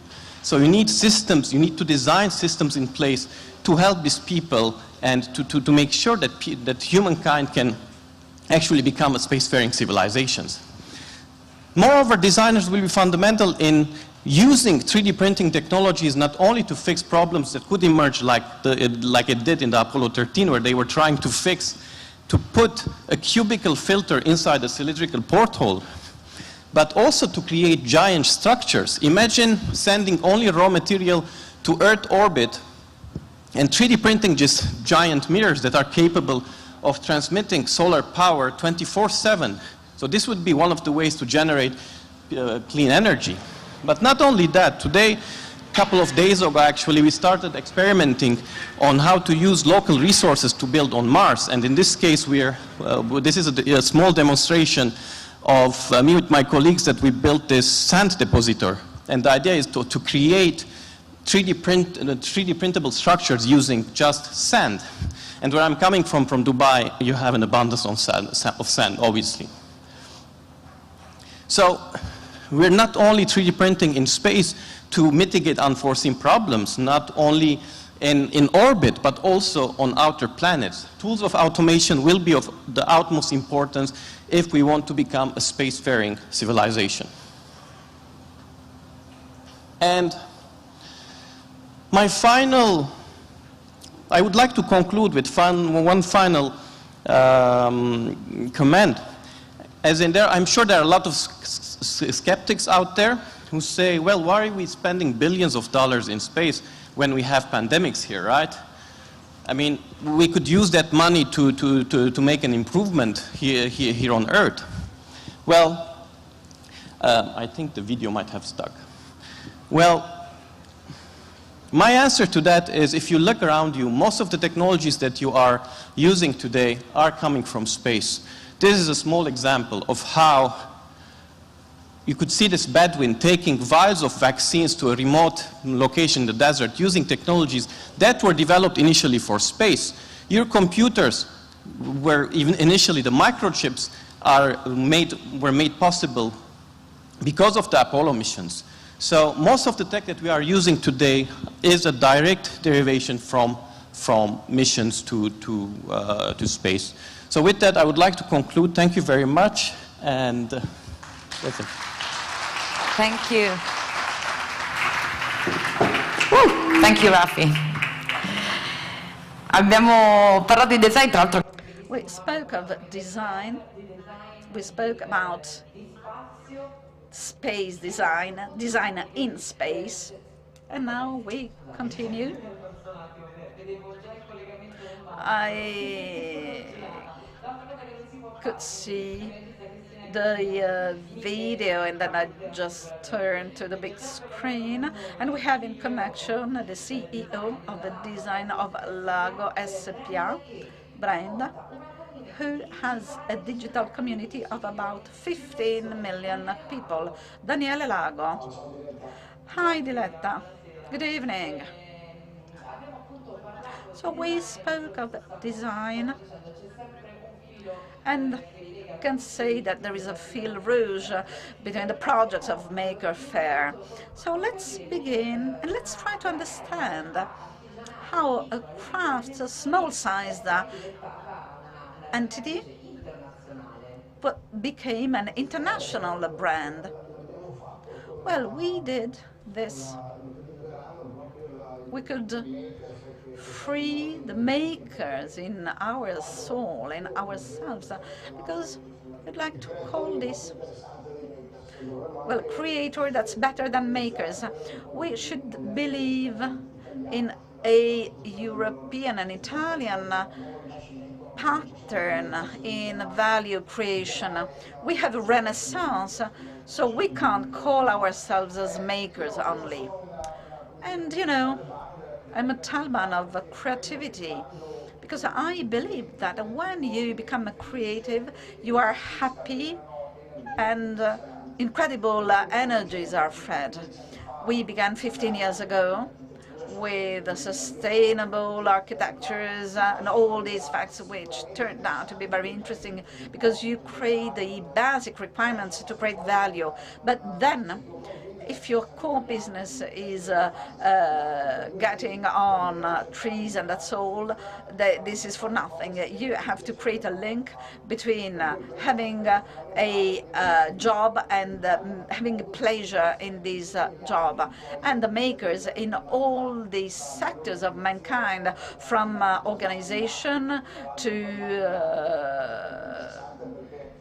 giving shapes to atoms, because You can't have a fake news concept, because when you have to do with the physics and atoms, there's no fake news. So we had a new approach, and I think that the theme of Maker Faire is much more interesting, because this has this provides a new approach and a new narrative for science, and all this brings to think that beyond 3D printers, we need creators in all sectors. And when talking about sparkling to an asteroid, this is the result of creativeness and passion. And education models, when Stefano was talking about, we have to be strong and good in having an education model in order to kick off the talents. We all have a creative potential. So we have to be good. We don't have to make a push, but a pull with humanity. And each one of us has an incredible, through a governance model which has to do with a new train of thought and know-how. I think that value chain, the classic value chains of the past are now over. We need of a new value chain creation, which are based on teams, on value creation, and not on a single master as before. And we have to build with a passion. This is an important word to create future and prosperity. And this is another important aspect of Maker Faire, because somehow it percolates per osmosis in all the participants and all the viewers. They percolate this type of approach, which has the capability to be converted in economic terms and elements. Daniele, you were talking about transformation and on leaving things behind us. Now, the pandemic period we lived, as for interior design, which impact the pandemic will have on interior design? And will we forget about the pandemic, or will this integrate new standards? Well, a new central role has been given to home.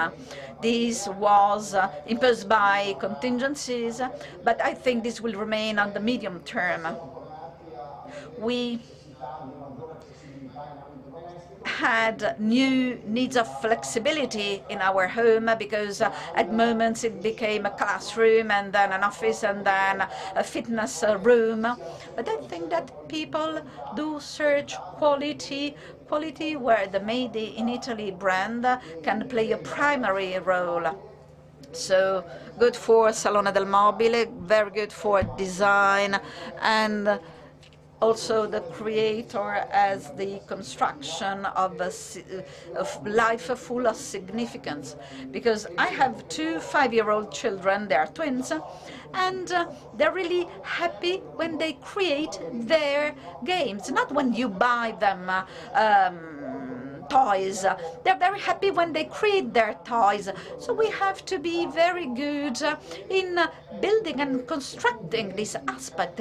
If you become a creator, you are a real force, and very often you do what you like, because you cannot be creative if you do something you don't like. This is true passion as first, and we'll see a lot of passion over the next few days. Thank you, Daniele Lago, for being with us. We said design. We talked about design. And what about food? Does food need a design? The next guest, the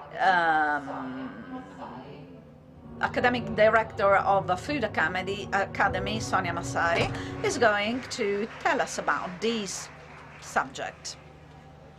Good evening, everybody. Thank you for this invitation. Thank you for all the speeches and contributions before me. You told, the other teachers told how make the dream of your students come true. Now, what do I do as a teacher? Well, I teach how children can dream. And very often, when I get to the classroom, I can see that my children don't have dreams. So I just suggest and tell them, let's have a dream. So I would like to speak about dream in food sector. I would like to show you a critical approach during my lesson to university students and also to younger people. And I show this slide. I'm sorry, not this one, the previous one. So this slide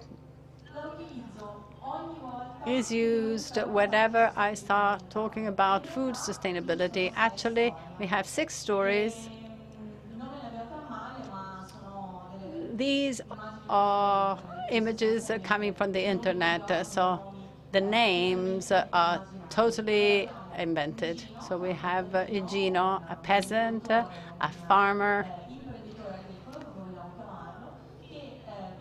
who produces in a conventional way, but he is trying to use clean agriculture, so without chemicals. And then we have Jack, another fantasy name, a person who has vertical farms with aquaponic technologies, using e-commerce for his distribution. And then we have Michele. Michele is a young engineer who decided to give up the engineering department to actually start apiculture. And he developed apiculture in the village where he was born and raised. And we have Marco. Marco is a digital apiculture farmer. He has apiculture spots throughout Italy, and he has distribution throughout Europe for his honey. The Francesco produces traditional, typical products. He defines himself as food artisan, and he has a small, medium-sized company, and he learned the trade from his father, and his father from his grandfather. And we have Francesca. Francesca is a food designer, and she uses in her laboratory in Rome, a food design laboratory, and she has a 3D printer to design new tools, new products for a specific target, that is hospitals. So 6 stories with 6 different people, and a question I ask, now I give you 10,000 euros, and you have to invest the money. You cannot divide the money where?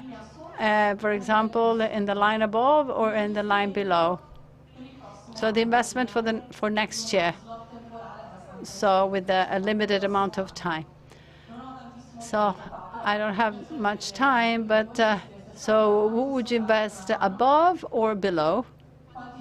How many? Okay, it's okay. For example, for the people at home, most people decided to invest below. This happens all the time. And if I ask for motivations are very different, but they all converge in one concept.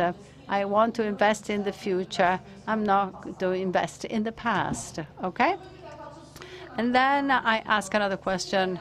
So now I give you another 10,000 euros. I'm generous. I give you a voucher to buy food for next year.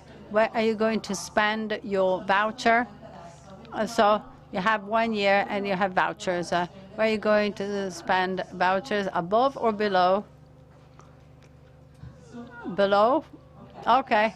So I've seen that most of you have said above. This is a paradox, but this may also be a moment of reflection and debate. In fact, I use it to start thinking. So the first reflection, this is not past or present, this is present.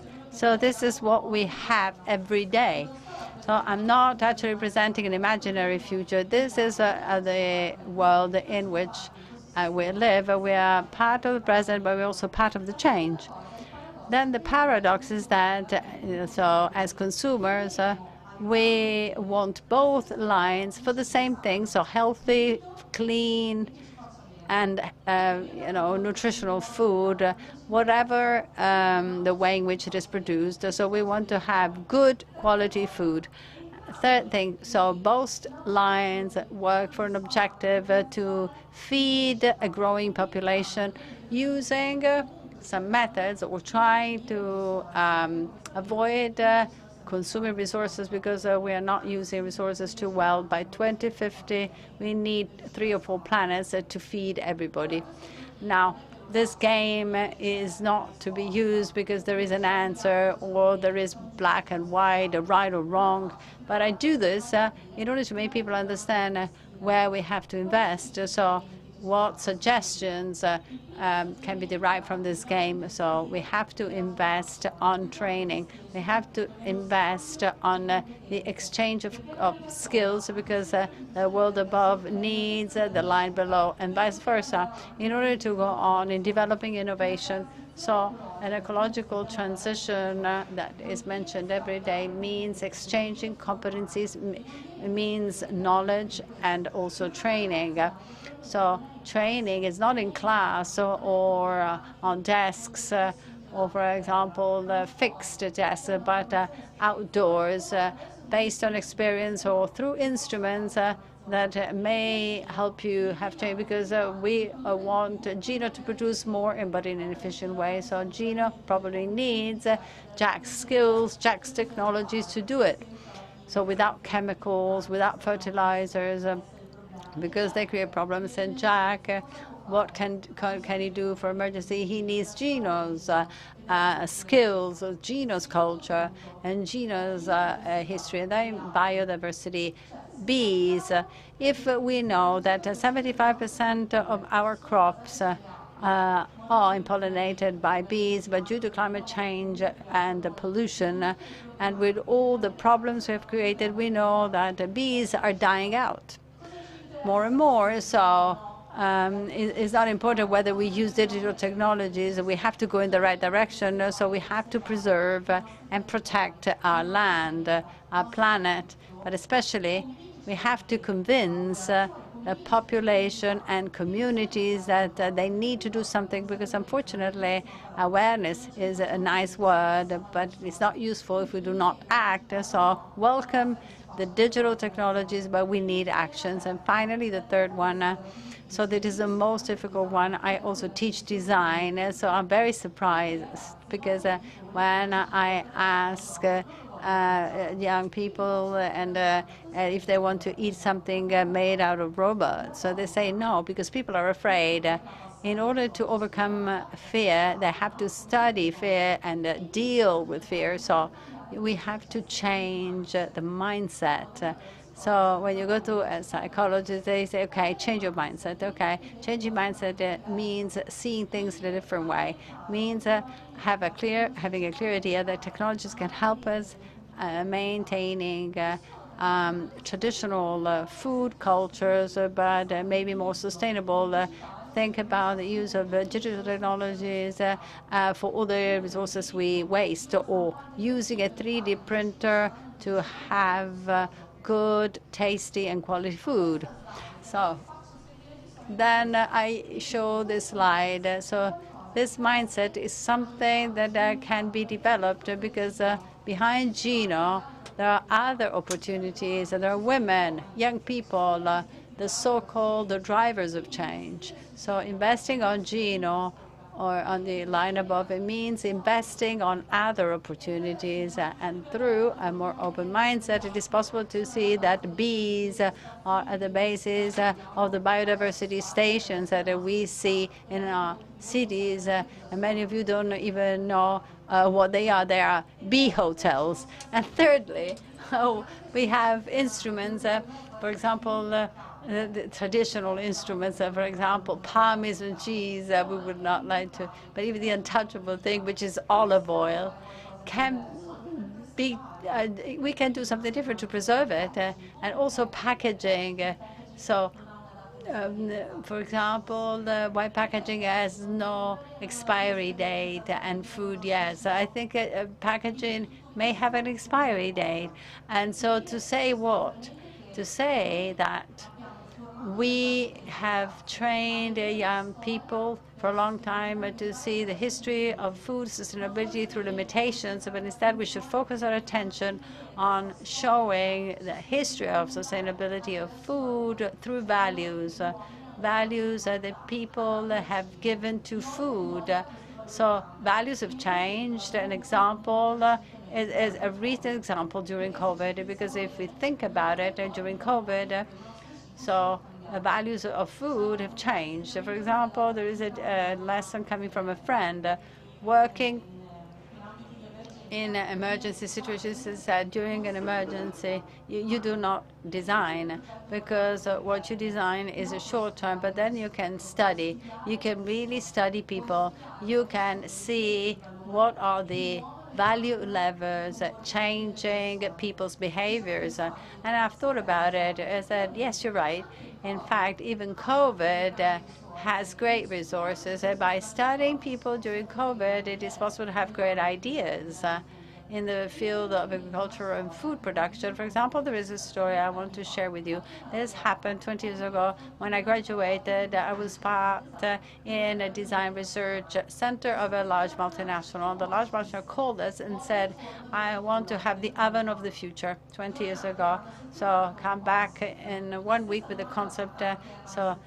And also the marketing section of the same question. After 1 week, we came back and we worked, and they said the oven for the future is the family oven. We had studied a lot, and the marketing department said the oven of the future is the light oven because it is healthy. Well, of course, how many light or healthy ovens do you have? So probably more than family ovens, because it was never developed. But during COVID, the question I had to answer more and more during interviews and lessons, can you please tell us why people are making bread, pizzas, and cakes for a whole month? What happened in the heads of people, because they are actually making these foods all together, is that the oven is the only tool of the kitchen that is there, ready to catch those family and socialization values that we needed at that time. But of course, it was not actually made for the family, but we actually tried. In fact, we have gone back to these activities, and during the COVID, all data show that in Western countries, people have wasted less food. So rather than not using this data, we have to look at the levers and the values thanks to which people at home stopped or reduced food waste. And so we have to design something about this. I give you a spoiler. For example, do the shopping, how to do the shopping list. So people have managed to do that. So we have to design some tools helping people doing that. So we go back to our question.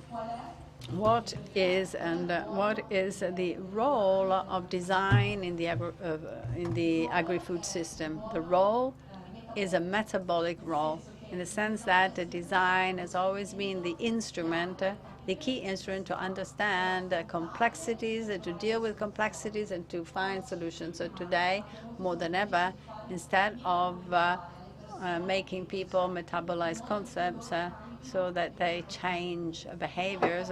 We have to make sure, and I tell students, to design the world of sustainable natives. Okay, you know digital natives. So these are people who are born and raised in a world where everything has been designed in the digital world, so they have no problem using this because it's part of their background. And they start with this from birth. Imagine a world in which we are born and raised, where all instruments have been designed to be sustainable.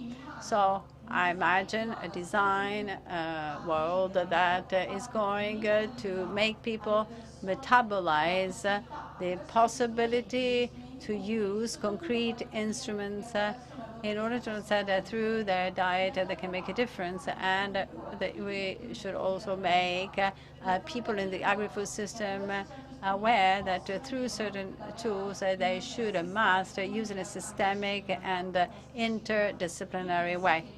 I think that Maker Faire, and this is my conclusion, but also a wish, is the perfect example of a window on a metabolic world that can give energy to innovation. Thank you very much, Sonia. Abbiamo parlato appunto di metabolismo, di cibo. Thank you. So we remain on this theme with a global leader. He was the consultant of the last two Israeli prime ministers. He is managing director of the Israel Food Institute. We have Nir Goldstein. Hi.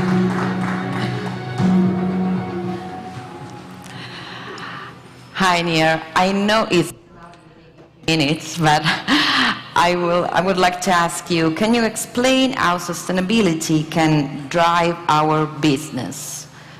Yes, definitely. First of all, thank you for having me. And thank you. Congratulations on a wonderful conference, and thank you to the Israeli Embassy for inviting me. And of course, it has to be economical, otherwise there is no industry. And I want to give you an example, the meat industry. And let's do something. Dear audience, by a show of hands, who here likes to eat meat? Meat is delicious, chicken, beef, poultry, almost everybody, right? Now another question. Imagine I have here 30 plates of food, pasta.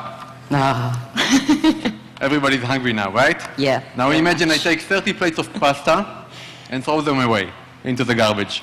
Who thinks it's a good idea? No one. No Not one. even at home? I don't think so. No one. But this is what we're doing nowadays in the meat industry, because in order to get 1 calorie out of a cow that we consume, we need to feed the cow 30 calories. It's inefficient. And using new food technologies, we can make the food industry much more efficient. Nowadays, we can do it with alternative proteins. In Israel, for example, we are world leaders in creating meat using other ways. For example, we can create a steak, a cultivated steak, taking 1 cell out of a cow or a chicken or a pig and growing them into real meat, but outside the body of the animal in bioreactors. We can do it also with plants. We can take soybeans. We can take 3D printers like we saw here today before and 3D print meat. Those new technologies are much, much more efficient, and in fact, they are the most dominant growth engines for today's food industry. So to answer your question, yes, just in 2020, we have seen more than $3 billion invested in those technologies, and most research centers view that by 2030, more than 10% of the world's meat industry, which is $2 trillion a year, will be made from alternative proteins. So this is definitely a huge economical opportunity.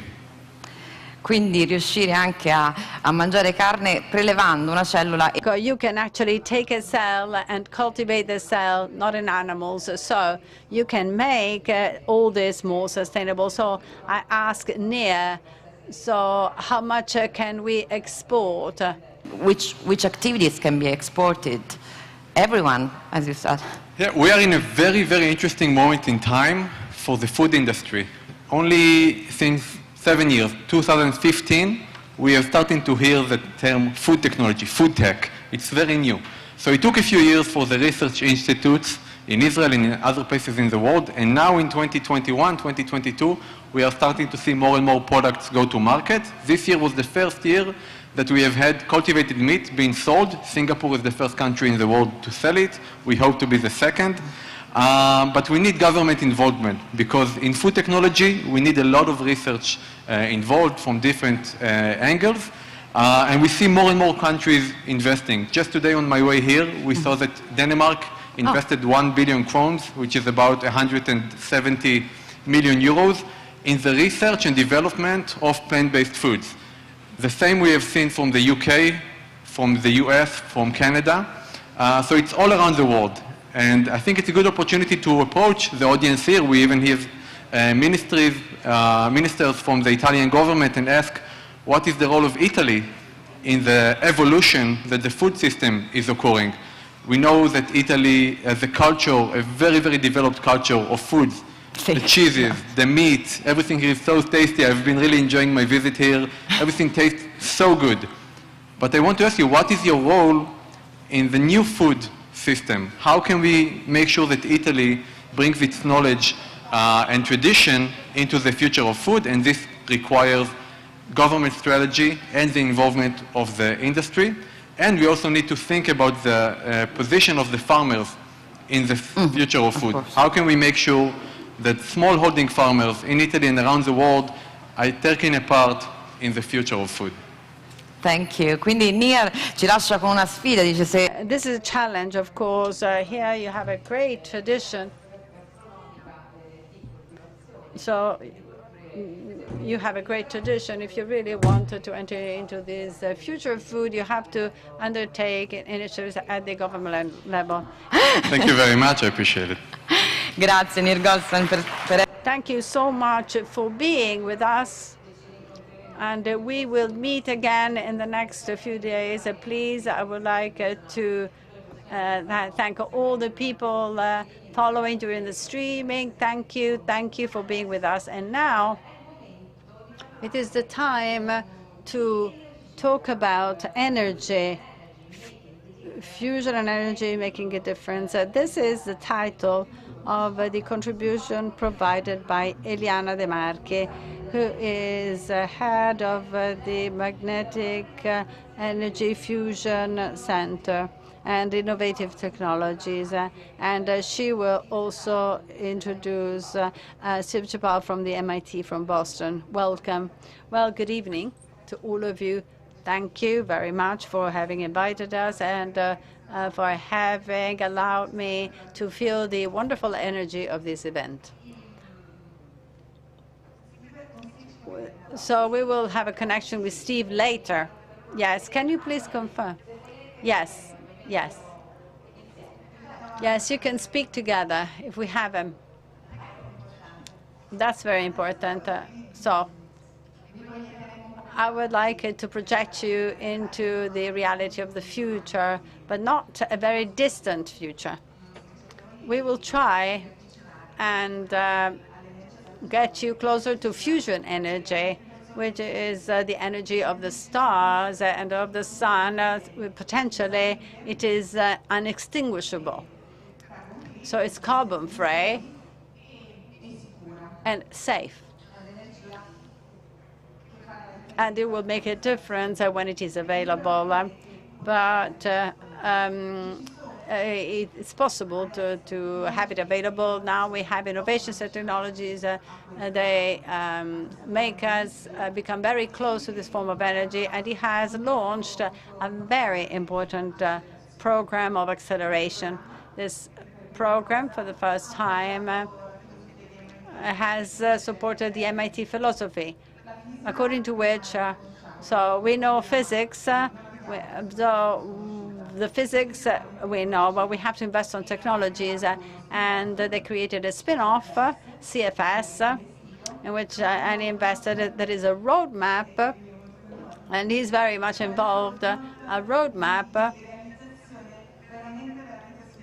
that is very challenging. So he wants to have a fusion energy for the first half of the 30s, and he's also investing on the development of knowledge and know-how development, and on research programs in order to enhance these technologies both in Italy and abroad, with all the excellence experience that we are participating with ENEA and with the main Italian universities of the project that is being created in Frascati, an ITT facility where all researchers will be able to experiment fusion in the next few years, and also with the CNR, with a joint development agreement together with MIT. In addition to the startup, we are carrying on an acceleration program for lab technologies, and Stephen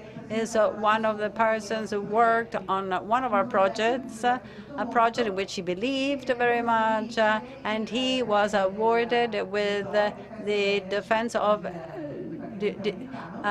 Department of Energy Award for Innovation. And so I wanted to give him the floor to say how he sees innovation. Okay, thank you. Grazie, Steve. Hi, everyone. So, as you might know, I spent the last 5 years at MIT studying fusion and working with the folks at NE. And what I want to do is, in the next 5 minutes, I want to tell you a bit about fusion energy, how it's a part of the fight against climate change, and 3 of the things that I learned about innovation from my time studying fusion at MIT. So let's start with lesson 1, the importance of a vision. When I was getting ready to graduate with a bachelor's degree in physics all the way back in 2016, I started to wonder, what's next? What's next for me? So I started applying to and touring graduate schools, where I found out about a team of scientists and students at MIT that were studying fusion energy.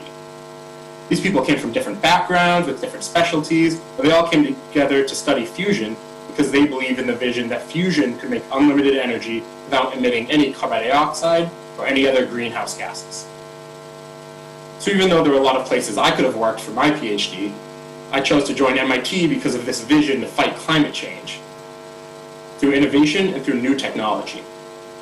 And from this, I learned one of the most important lessons about innovation, which is to always make sure you find that vision, that bigger purpose for why you're innovating, something that can unite people and to give them a reason to work hard, because that vision is what's going to help you find other great innovators and build up a team that cares enough to solve even the toughest challenges.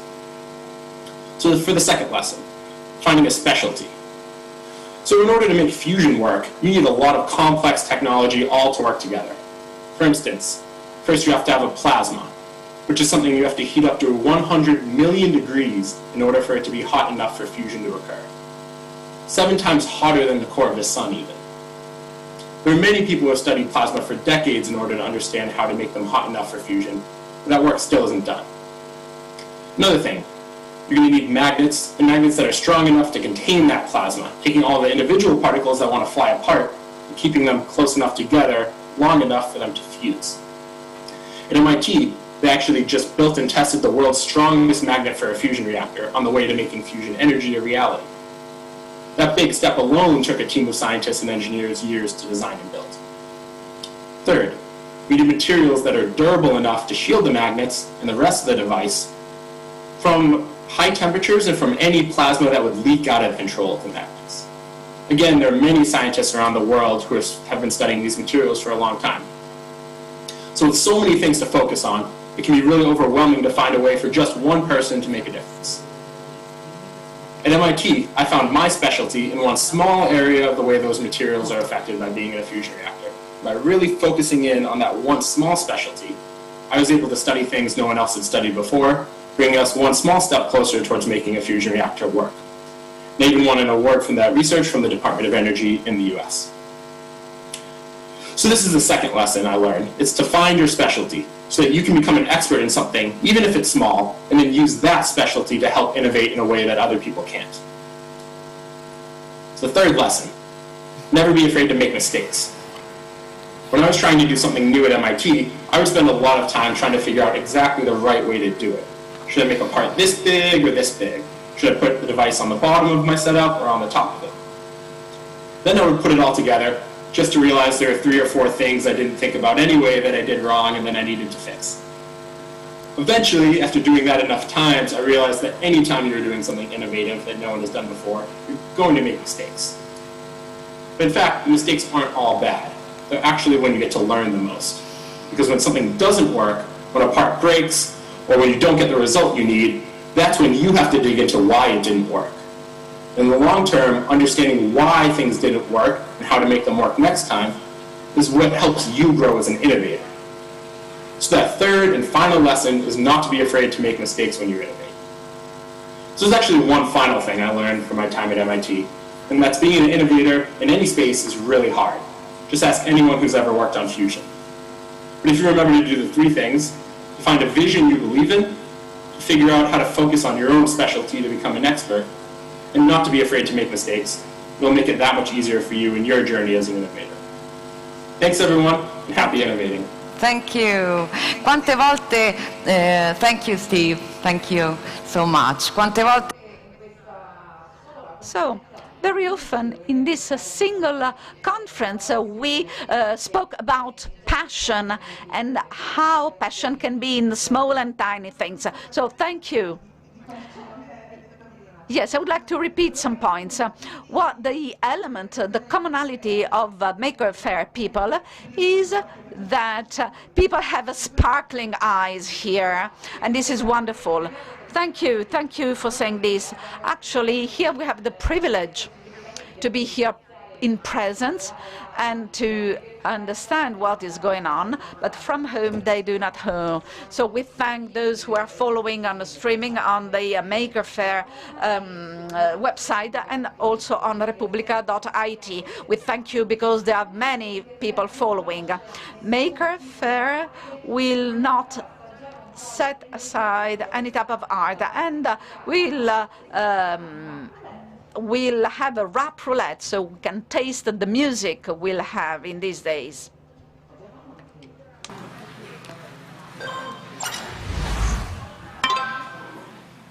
Rap roulette, Enzo e Clementino, live and direct. Provo, e non ci sto dentro, perché fra sto sudando freddo. Yeah. Freestyle sta prima che troppo si copre critiche, non hanno capito se faccio freestyle mi sto scema. Non sono Panglau, Napoli romantica, rispetto a Senegal e voglio una stanca, wata pam pam. Maker Faire a Roma, Giotti Vannelli e tutta la fam in questo studio da paura. Alla mia sinistra, the one and only, the fottuto number 1, Clementino Iena White. Ti amo, fratello. Alla mia destra, lo special one, il numero 1, Enzi! Grande bro, è stato un grande piacere. E tutti i concorrenti. Okay. Ciao. Grazie. Eccoci, rap roulette, io mi sono distratta.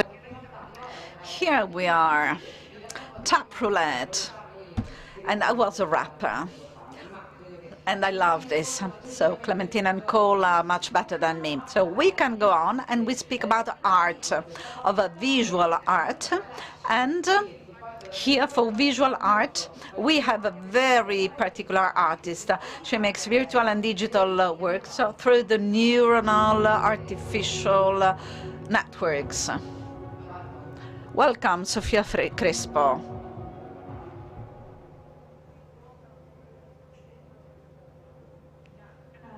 Everyone, and thank you for having me here. And I would like to start by asking you to imagine a color that you've never seen before. Is that even possible? Embarrassingly enough, I have tried a lot of times to do that, and I never get tired of it. I wonder, is there any color that I can imagine that I have never seen out there? And wonderfully, one day I found out that there are creatures out there that can see colors that we aren't able to see. And as an artist, I wonder, as a visual artist, I wonder, what do the world look like to these creatures? For instance, the peacock mantis shrimp that you're seeing here. They have 12 to 13 photoreceptors, whereas we have only 3. That's like a lot more than we are able to see. So just imagine what the world looks like to these creatures. Okay, where am I trying to go with all of this? Some years ago, already like 3 or 4 years ago, I was introduced to machine learning. And I found out that one can create art using AI. I knew that there were some artists out there doing it, but once I started doing it, I became really obsessed with trying to figure out how I can use AI to learn about my own cognitive processes, to learn about how I see the world. And AI is kind of a mystified term in popular culture. Neural networks are just pattern extraction tools. They're just algorithms that are able to extract patterns from any data set that you give them. But that also means that they have a very limited imagination. AI cannot imagine anything that it hasn't seen before. It cannot imagine anything that isn't contained within a data set. So that means there is a discrete boundary to not just AI's imagination, but also our imagination. And when I was very young, when I was 5 years old, I went to a 3D cinema with my parents, and I saw a jellyfish in 3D swimming really close to me. And for some reason, I got really, really scared. I thought for a moment that jellyfish was real and that it was going to attack me. And long story short, as a teenager, I developed a real phobia to jellyfish. So I wouldn't go in the water when I saw there were jellyfish there. And later on in life, as an artist, I found myself being really inspired by the textures of jellyfish, and I couldn't understand why until my mom repeated to me this story from my childhood. So that means that I transformed something that I lived to create art with it. And similarly, I create a data set for a neural network to learn the textures of jellyfish and extract them for me so that I can make up my art. And these are some of the artworks that I make. These are from a series called Neural Zoo, which started in 2018. And a lot of them are just textures using a technique called texture synthesis and a neural network called a convolutional neural network. I use them to create like dreamy ocean textures and to just combine these textures that I liked so much. Of course, like there's a big part of the process which is curatorial, because in generative art, we can always generate thousands of iterations of each of these images. And in fact, I do have thousands of different variations, but these are the ones that I chose because I liked. So I like to believe that there's a very intuitive aspect to all sorts of generative art as well. For that reason, I disagree with the idea that the artist is the AI. I think the artist is always human, and it is humans who have written all these new algorithms and who have developed these new technologies. So Neural Zoo eventually evolved into a collection of different creatures, not just jellyfish and aquatic, but also birds and insects. And it eventually became a series of another series that reflects on how we saw the world before we were able to photograph it. Before we had cameras, humans had to look at nature and take patterns from it that seemed relevant to study for biology or for an archive, and to illustrate them by hand. So I wanted to kind of merge these two worlds and create new works with them, dreaming new speculative forms of natural history. So I'd just like to leave you with a question of what is the true boundary of imagination and what does augmented creativity look like, not just in the future, but now, right now, in the present. Thank you. Thank you Sofia Crespo. Quante cose. So many things from Maker Faire. We make a tour in art and music, now visual art. Over the next few days there will be a lot of everything, but before greeting, we talk about innovation in the medical sector, and for international guests, we speak of this with a professor of medicine, physics and rehabilitation from the University of Pennsylvania, Michelle Johnson.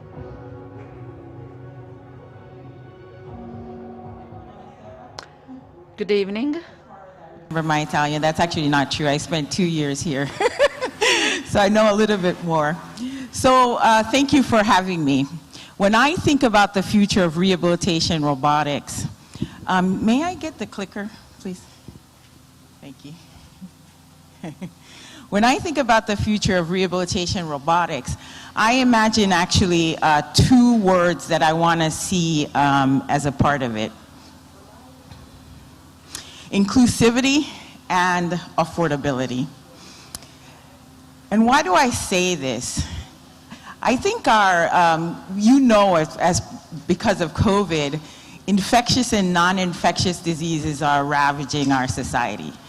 And if they don't kill us, they tend to make us disabled. And living and having to live with impairments as a result of COVID will allow us to have difficulty in our everyday lives. Now the problem is when we have this growing number of people with disability and we're still combating the fact that we don't have enough people to take care of those of us who may have an impairment, we end up with this gap in care. So take for instance stroke. So stroke is something, a cardiovascular accident that might result as a result of complications due to hypertension, HIV, and now even COVID. We're finding that COVID might increase your chances of having a stroke. Now there are about 16.9 million stroke survivors worldwide. And if you have a stroke, you stand about 2/3 of the person that have a first-time stroke will end up with physical and cognitive disabilities as a result of the stroke. This is my grandmother. She looks fabulous, right? She was born in 1914, and she was born in the island of Jamaica. And when my grandmother was young, she was a seamstress, capable, fabulous. And in 1994, my grandmother had a stroke. It was devastating. But fortunately for her, grandmother was in the United States, so she got the best of care. And then though, when I keep thinking, well, what if she wasn't in the United States?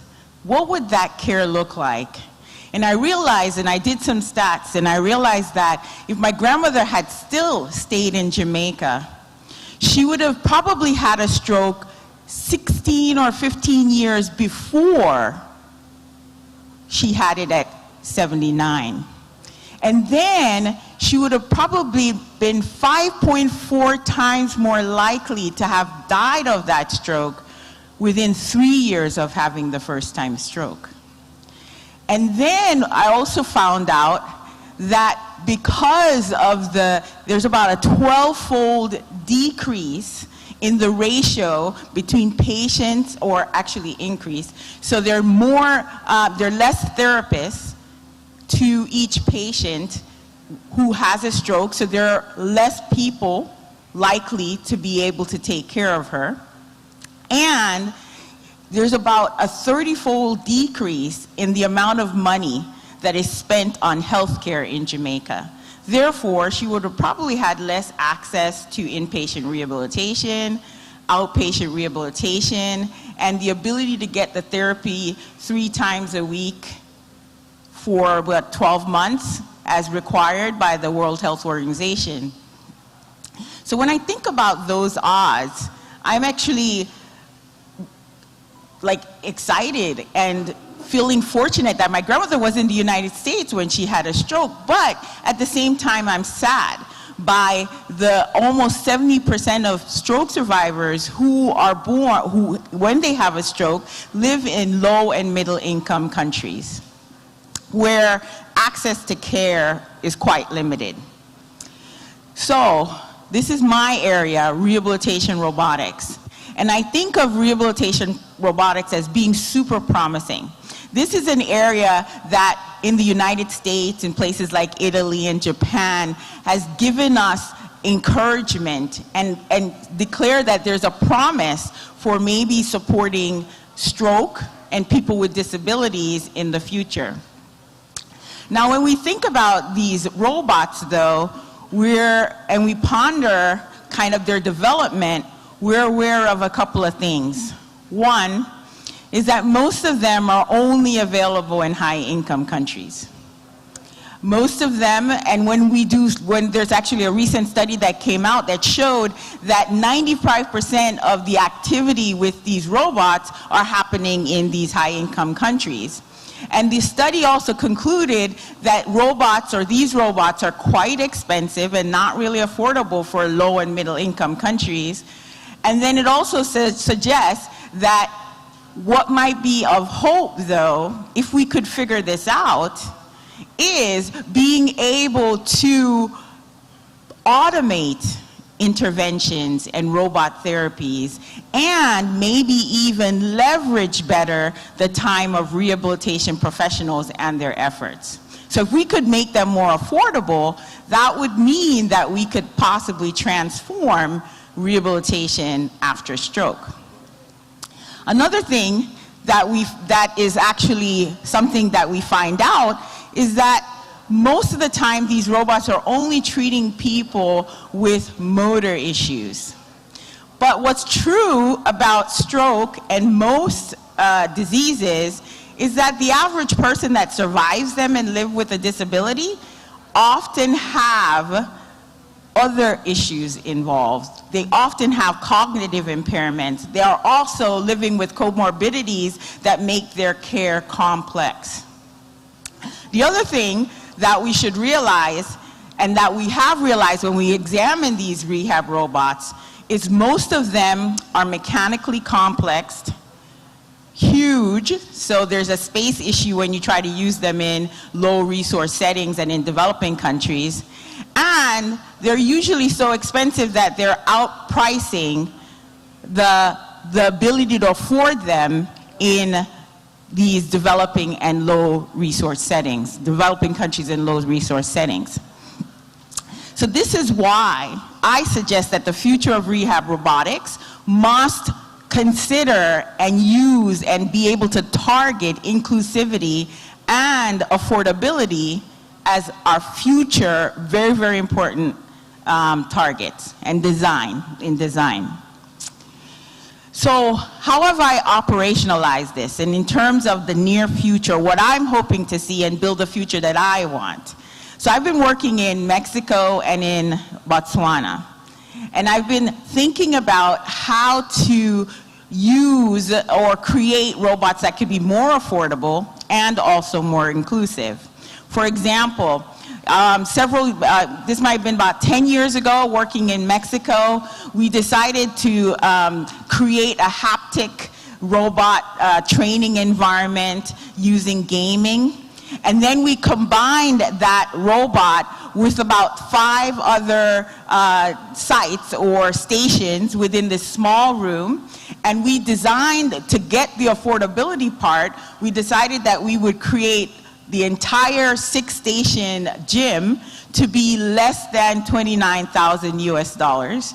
and that it would be able to be operated by one clinician, one technician, and then 6 patients can get their workout on in the gym. And what we found when we did this study was that patients were happy, they came back often, and they didn't want to stop the therapy. So it was a success, but it was still quite expensive. And it was in Mexico that I found that affordability is relative. And this is the definition of affordability. It is what the person can afford. So what is affordable in Mexico is not necessarily affordable in the US. Actually, it would be the opposite. What is affordable in the US is not necessarily affordable in Mexico, where the average income of a person is 5 times less than what is in the US. And then what is affordable in the other country that I've been working in Botswana, is even 2 times less than what is affordable in Mexico, and therefore 10 times less than what's affordable in the US. So one of the things that we did after our work in Mexico is to reimagine this gym to maybe be something a little bit more affordable. And our goal was that it would cost less than $3,000 US dollars. So right now, we're working in 2 places in Botswana. And Botswana, remember, is in sub-Saharan Africa, where there is a high level of HIV, and 1/3 of the HIV persons living with HIV have had a stroke. So there's a high level of both motor and cognitive impairments. So in the hospitals there, we've been trying to think about how do we be able to test the feasibility of bringing robots to a low and middle income country like Botswana.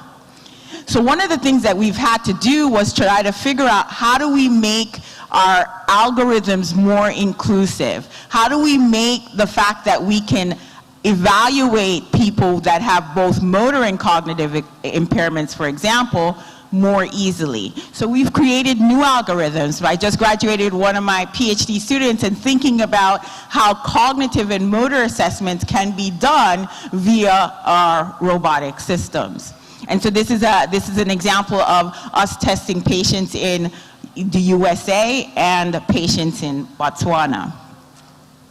More recently, we've been actually working with colleagues here in Rome at Campus Biomedica di Roma, and at the Zolo Lab, we've been collaborating on rethinking how to be more affordable. How do we get rehab robots that are more affordable? So we've been using this idea of reconfigurability and modularity, and so we developed together this system we call Pentarob. And the idea is that by thinking about simple modules, we can reconfigure them into more complex spaces. So this spirit of innovation that I see here at Maker Faire, and I've heard in all the talks that have gone before me, is exciting to hear about. And one of the things that I want to do is that, and I want to encourage us, is to harness this spirit to be able to make rehabilitation robots accessible to all.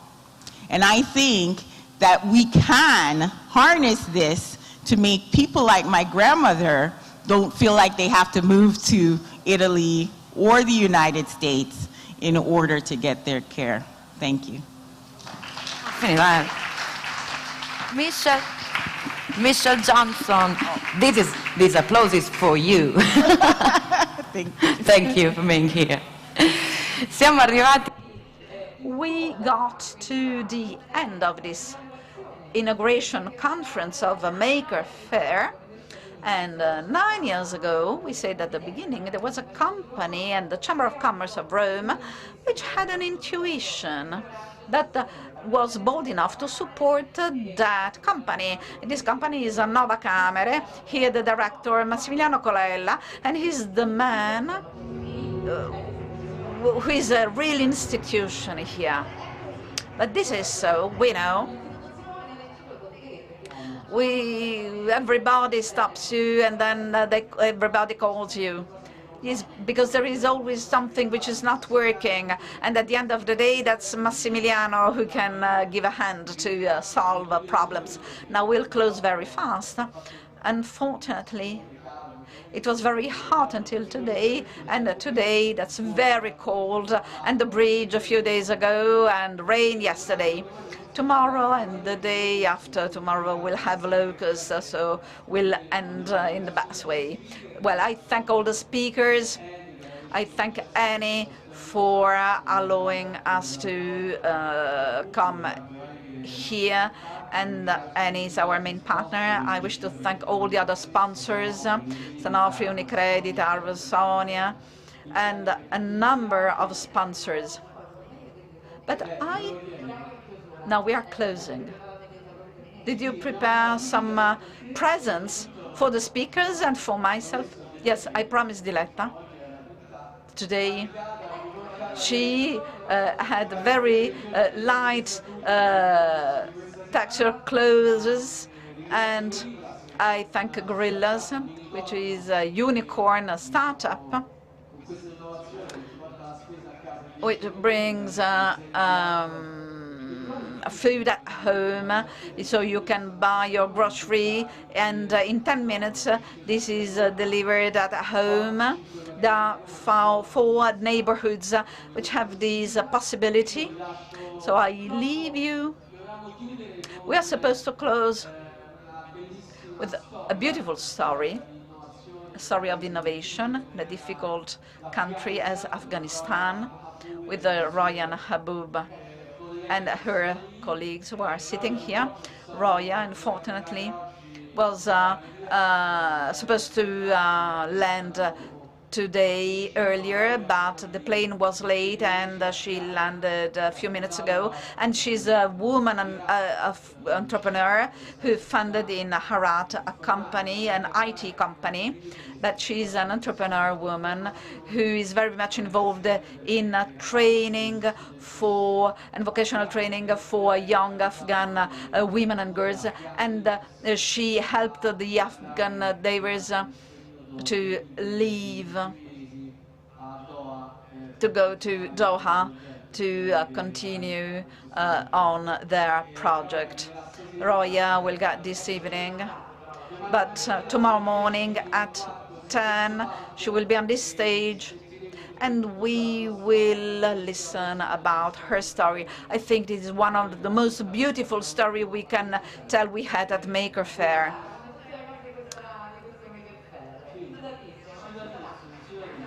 So she will be here with us tomorrow. Thank you all.